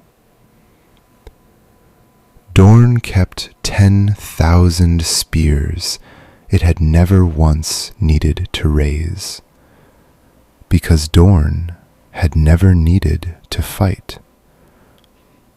Dorne only needed to wait and let the desert do the fighting for it. "It is not a country you conquer," Tyrion said. "It is a country you survive, barely, and only if you leave." Olenna Tyrell said far less than that, and it landed a great deal harder. When Tywin turned to her for the swords of the Reach, she looked at him a moment and said, "No." No word of explanation came after it, and she offered none, and every soul at that table understood that the Queen of Thorns had just declined to send one single Tyrell boy to die of thirst in a place that had killed better armies than this one, and would not spend her breath telling Tywin Lannister a thing he already knew. Even Mace could see it. Mace Tyrell, who could not on most days see the far side of his own dinner, sat there looking distinctly uneasy, and that was its own kind of verdict. Tywin listened to all of it. He did not argue with a single word, because there was nothing in any of it to argue with. The analysis was correct, and he knew that it was correct. And Tyrion watched his father take on a flawless case against the war and give the order to march regardless. No one in that room had ever once seen Tywin Lannister do such a thing, and something cold settled in Tyrion's stomach, because he had spent 30 years wishing his father were less of a machine. And here, at the very last, was the proof that he was a man after all, and it was going to kill them all. And Jaime rode with him. He did it in his white cloak, which was the only permission he needed and the only cover he had, because a king's guard may ride where the king's business rides, and no man may ask him why. No man asked him why. No man knew there was a why. The truth of it was a thing Jaime could not say aloud to a single soul in that whole long column. That Myrcella was his. That she was the last of his three that he could still reach. That the other two were under cold stone in a sept he had knelt in and lied over. And that if there was an army marching to the place where his living daughter was, then Jaime Lannister meant to be in it, whatever the road cost him. For 800 miles he rode at his father's side. In all of them, the two of them never had one honest conversation, and could not have, because an honest conversation would have required Jaime to say the words, "my daughter," out loud in the open air. And there was no world, none, in which Jaime Lannister was ever going to be allowed to say that. They came through the Boneway in the 11th week, up into the Prince's Pass, and found nothing at all waiting for them. The watchtowers stood open and empty. their doors banging in the hot wind. The wells had been sealed, stone dropped down the shafts, and where there was no stone, there were the bloated carcasses of goats fouling the water. The road to Sunspear lay open in front of the host, wide and white and shimmering with heat. 100 miles of undefended nothing. There was no army drawn up to meet them. There was no herald under a banner. There were no terms, no defiance, no enemy of any kind. Jaime, who had fought in every war the last 20 years, had offered a man, sat his horse at the mouth of the pass, and said quietly that he did not like it. Tywin said there was nothing here to like or to dislike, only ground, and gave the order to advance. The host went down into Dorne. And up on the ridgeline above them, a dozen Dornishmen who had lain 3 days in the rocks watching the column rose without a word, brushed the dust from their robes, and went home. There was no battle, and the absence of the battle was the whole of it. The wells were stone. The wells that were not stone were poison, sweet-looking water gone foul with a dead thing at the bottom of it, and a thirsty man learned the difference too late, or never learned it at all. The column drank what it had carried down through the pass, and then it drank less, and then it went to rations, and then to half of those, and men began to measure a mouthful of warm water against a mile of white road, and find the road longer every day. And then the flux came through the host, the way the flux comes through any army that has been drinking bad water in the heat for 3 weeks. Men in Lannister crimson began to die in ditches at the roadside, fouling themselves, burning up, hollowed out overnight by a sickness that flew no banner and belonged to no house, and could not be met with a sword or answered with a charge. 4,000 of them died in the first month.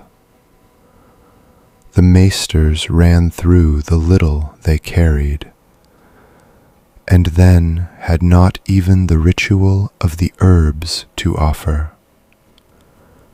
And still the dying went on at the edges of the road, quiet and constant, hour upon hour. Not one of those men had seen a Dornishman. No one had seen anything at all but rock and sun, and the next dry well, and the backs of the men marching in front of them. Then the Dornish came, in the only way Dorne had ever come to anyone. 9 men would appear on a ridge at dusk, black against the last of the light, and loose down into the cook fires where the men were packed thickest, and be gone into the dark before the horns had finished sounding. It happened the first night. It happened every night after, for 5 weeks together. 11 men a night, more or less, dead of a shaft out of the black. Never a battle, never a line, never once anything that a general could ride out and break. The men stopped lighting fires, and died of eating cold and sleeping wet. Then they lit them again, because a soldier will trade a great deal of tomorrow for one warm meal tonight. Tywin's captains came to him hollow-eyed and begged for a target, an enemy, some direction in which the host might at last be pointed. There was no target. There was never going to be a target. Tywin Lannister had broken the reins of Castamere and left their halls to the damp and the rats. He had broken the Tarbecks so utterly that children still sang about it 3 generations on. He had broken a rebellion and outlasted the Starks, and never once in a long red life lost a war.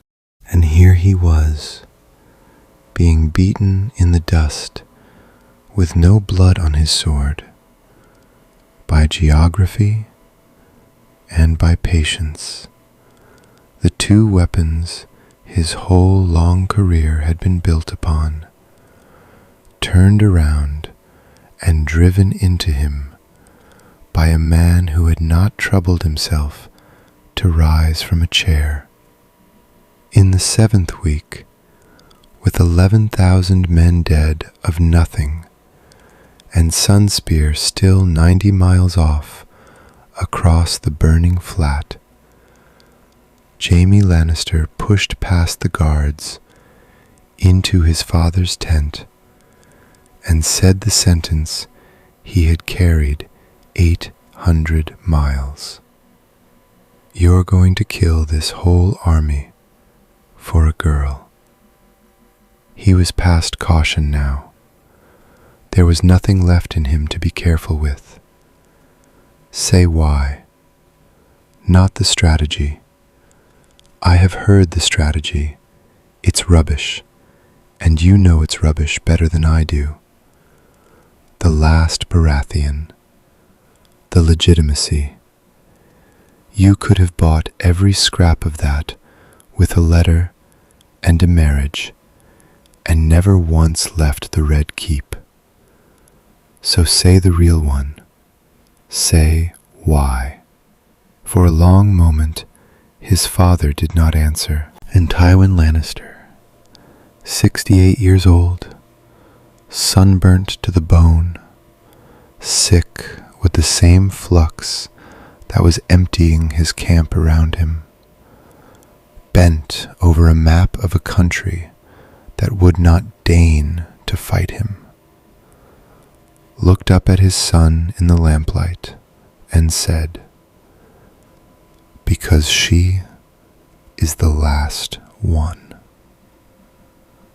It was the truest thing he said in the whole of his life, and it came 4 days too late to be worth anything at all, because at that very hour a rider was already coming up out of the south under a white banner, carrying a letter sealed with a sun and a spear.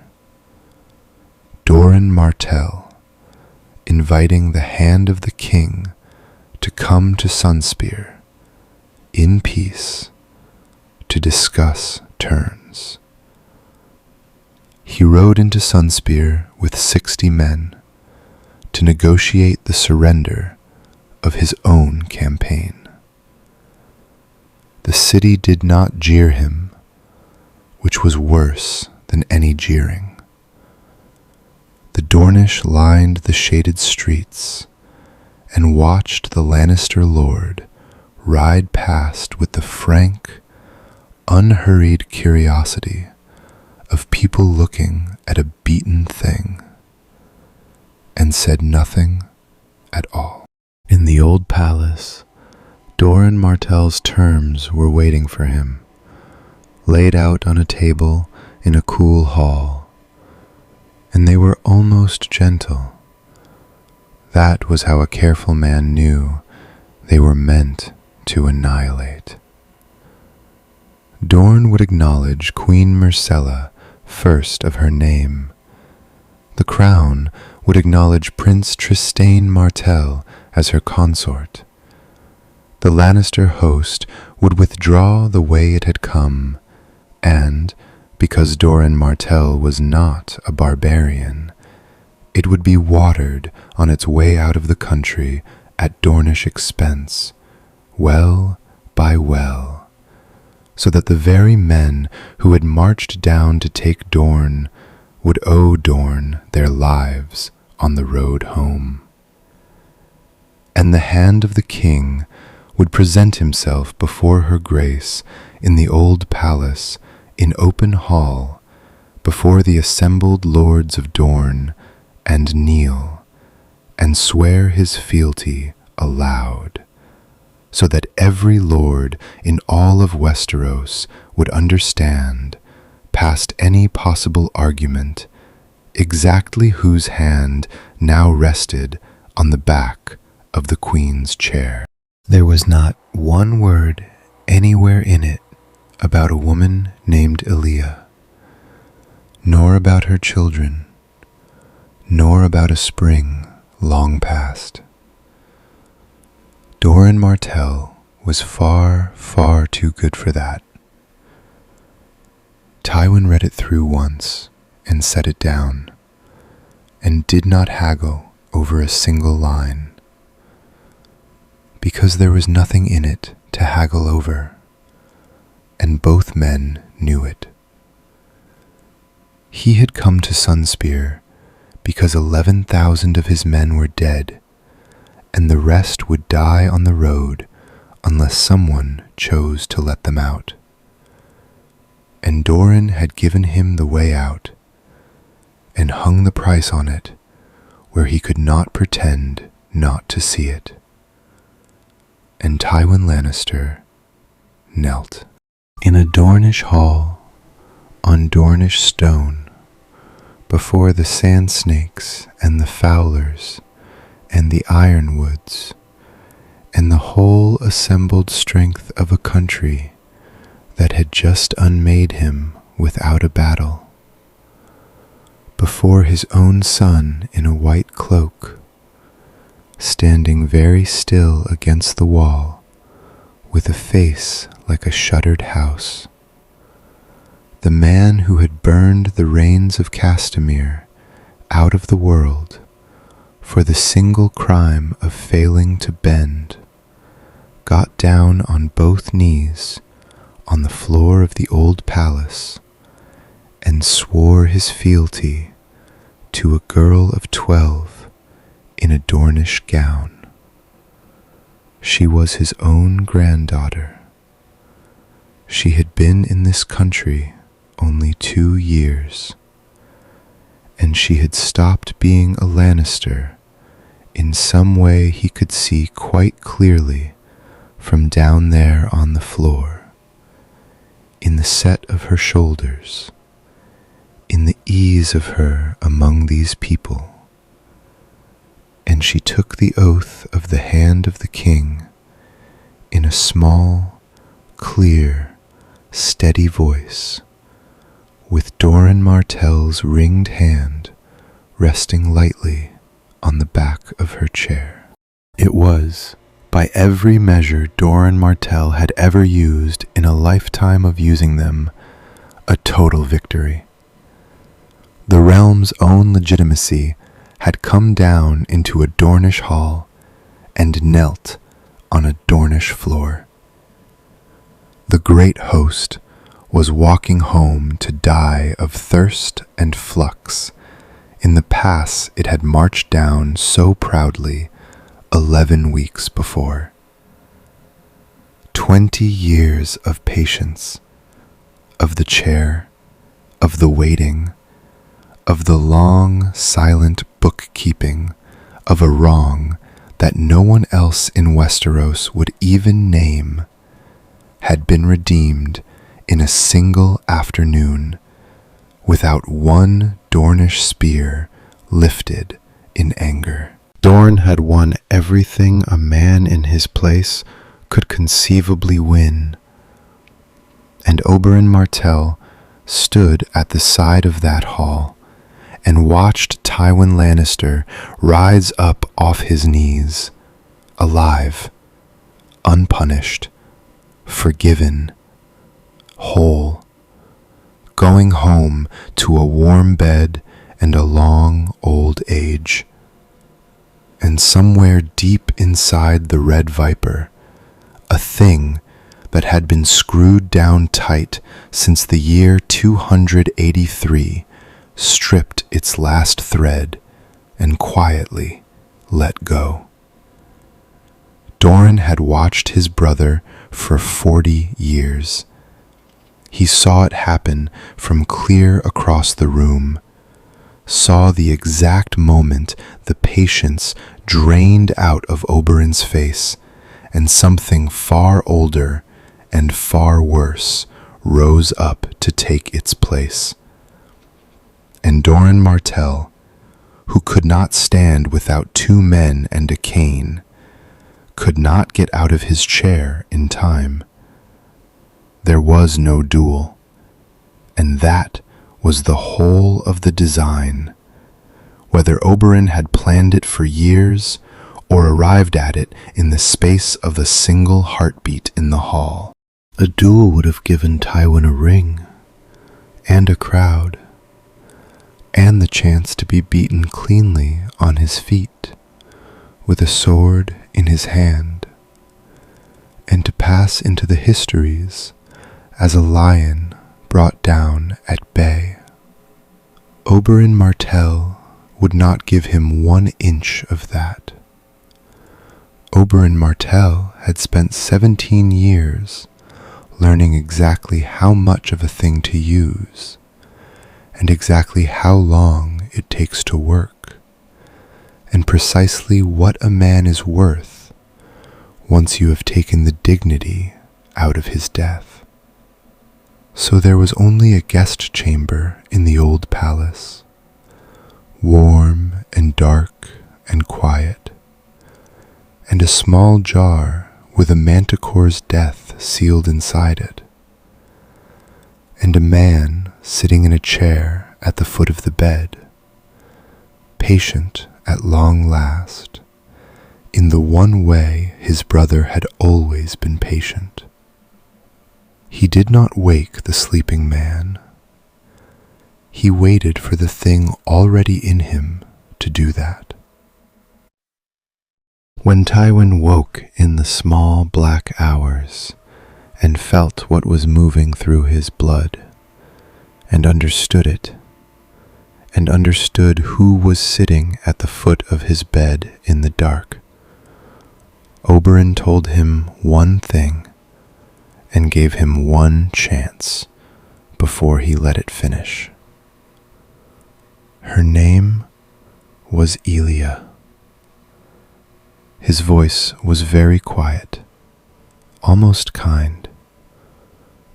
She was raped, and she was murdered, and her children with her, and you gave the order. That is all I want from you. Say her name. Say it once, and I will make the rest of this quick. Elia.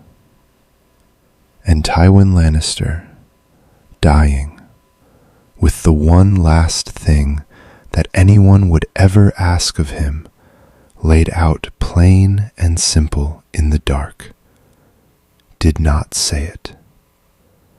He had never in the whole of his life given any living soul the thing it asked of him, and he was not going to begin at the very end of it, on his back, poisoned, in Dorne, for a Martell.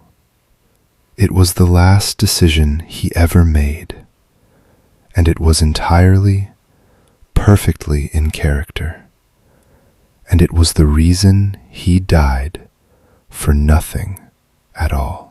Oberyn watched him go without haste, and did not get the word, and found, as men in his place so often find, that it changed nothing at all that he had not gotten it. By dawn, the hand of the king was dead in a Dornish guest chamber, under a Dornish peace, 3 hours after a Dornish oath, and Doran Martell's 20 years turned to ash in his open hands. Not because of the Lannisters. When the news reached King's Landing, Tyrion would sit with it a long while, and then do the arithmetic exactly as his father had taught him to, and honor the treaty, and let the peace stand. Because Tyrion Lannister was his father's son in the one way that had ever mattered, and a war of vengeance bought nothing that a living queen did not already secure. The Lannisters would keep the peace. Everyone else would not. That was the true ruin of it. No lord in all of Westeros would ever again ride to a Dornish table under a Dornish guest right, or trust a Dornish oath, or believe a Dornish crown, because Dorne had just shown the whole of the 7 kingdoms that it would swear a man peace at dusk and murder him in his bed by dawn. And the queen of the 7 kingdoms was sitting in the one castle in the world that had just proved, past any denying, that it killed its guests. And Doran could not even hang the man who had done it. He could not, because the man who had done it was Oberyn Martell, the Red Viper, the most beloved man in all of Dorne, and to hang Oberyn for the killing of a Lannister would put the Sand Snakes and half of Sunspear in the streets with spears before the sun went down. So Doran Martell did the only thing that was left in the world for him to do. He had himself carried out into the shade of the water gardens, where the children were still laughing in the pools as though nothing at all had happened, and he sat in his chair, and he looked for a very long time at the brother who had just burned down everything he had spent his whole life building, and he said nothing whatsoever. Then he sent for his maester and asked for parchment, and began to dictate a letter, not to King's Landing, to Meereen. Cersei, dead by her own hand on the floor of the throne room with the wrong son in her lap. Tommen, dead in that same lap, 8 years old, told to close his eyes. Joffrey, dead at a feast, clawing at his own throat in front of the whole world. Marjorie's son, dead before he drew a single breath, of nothing that anyone could hang. Tywin, dead on a Dornish mattress, in the dark, refusing to say a woman's name. And Tyrion, Lord of Casterly Rock, hand of the Queen, master of the richest house in the world, wed to a woman who was kind to him, sitting alone in the largest castle in Westeros, having at long last inherited absolutely everything there was to inherit, and discovering that it was exactly as empty as he had always suspected it would be, and that there was no longer a single living soul anywhere that he could prove it to. And Olenna Tyrell, Olenna, who had won, who had outthought Tywin Lannister at every single turn of a 2-year game, and buried him, and buried his whole line in the ground behind him, sitting in Highgarden with a granddaughter she had spent down to nothing, a great-grandson she had never once gotten to hold, and a reach roped by marriage to a dwarf. She had played the finest game of a long lifetime of fine games. She had won it completely, and it had bought her absolutely nothing. Jaime Lannister did not march home with what was left of the army. He stayed in Sunspear, in his white cloak, guarding a queen, which was a thing a Kingsguard was permitted to do, and which fooled no one in all of Dorne, least of all Doran Martell, who let it pass. And in the green shade of a water garden, 3 weeks after they laid her grandfather in a crypt, Myrcella told him. She had known since she was 11, she said. Tristane's cousins had told her, laughing, the way children tell a cruel thing. And she had gone and stood in front of a looking-glass, and then a portrait, and worked the rest of it out entirely on her own. She did not care. She said it simply, looking straight at him. She did not care, and she never had. Then she called him father, once, quietly, with no one else in earshot, in the whole of her clear, small voice. It was the only thing anyone in House Lannister got out of the entire long story.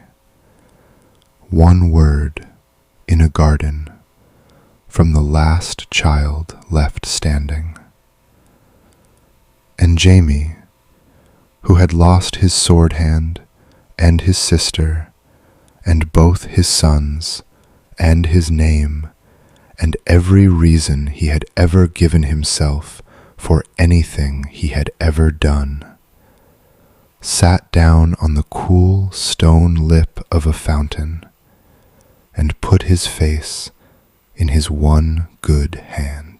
And then Myrcella Baratheon, first of her name, did the one thing that no one in the whole of the story had ever thought to see coming, because no one in the whole of the story had once thought to ask her what she wanted.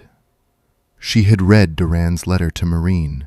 She had found it and read it and understood every line of it, the invitation, the offer, the patient Dornish knife folded up inside the courtesy, and she did not stop it. She signed it. And beneath Doran's careful words, she added a line of her own, in her own round, childish hand. An invitation to Daenerys Stormborn of House Targaryen to come home across the sea and take up her crown, and an offer in exchange for peace that Myrcella would lay that crown down herself, freely, the very day the dragons touched the ground. Jaime stared at his daughter and asked her why. He asked it, actually asked it, gently, wanting the answer. And in the asking, he became the first person in the whole of 20 chapters to ask anyone in this story what they thought. And Myrcella looked at him and said, "Because everyone who ever wanted this thing is dead. Mother, Joffrey, Tommen, grandfather, all of them, for this. I don't want it, and I am the only one left who gets to say so." Somewhere, far across the narrow sea, in a city of old brick and older blood, A young woman with silver hair looked up as a maester crossed the floor toward her, and above her, along the sun-warmed terrace, 3 dragons stirred. In the maester's hand was a letter that had come by ship from Sunspear, sealed in red wax, with the crowned stag of the Queen of the 7 Kingdoms. Was a letter that had come by ship from Sunspear, sealed in red wax, with the crowned stag of the Queen of the 7 Kingdoms.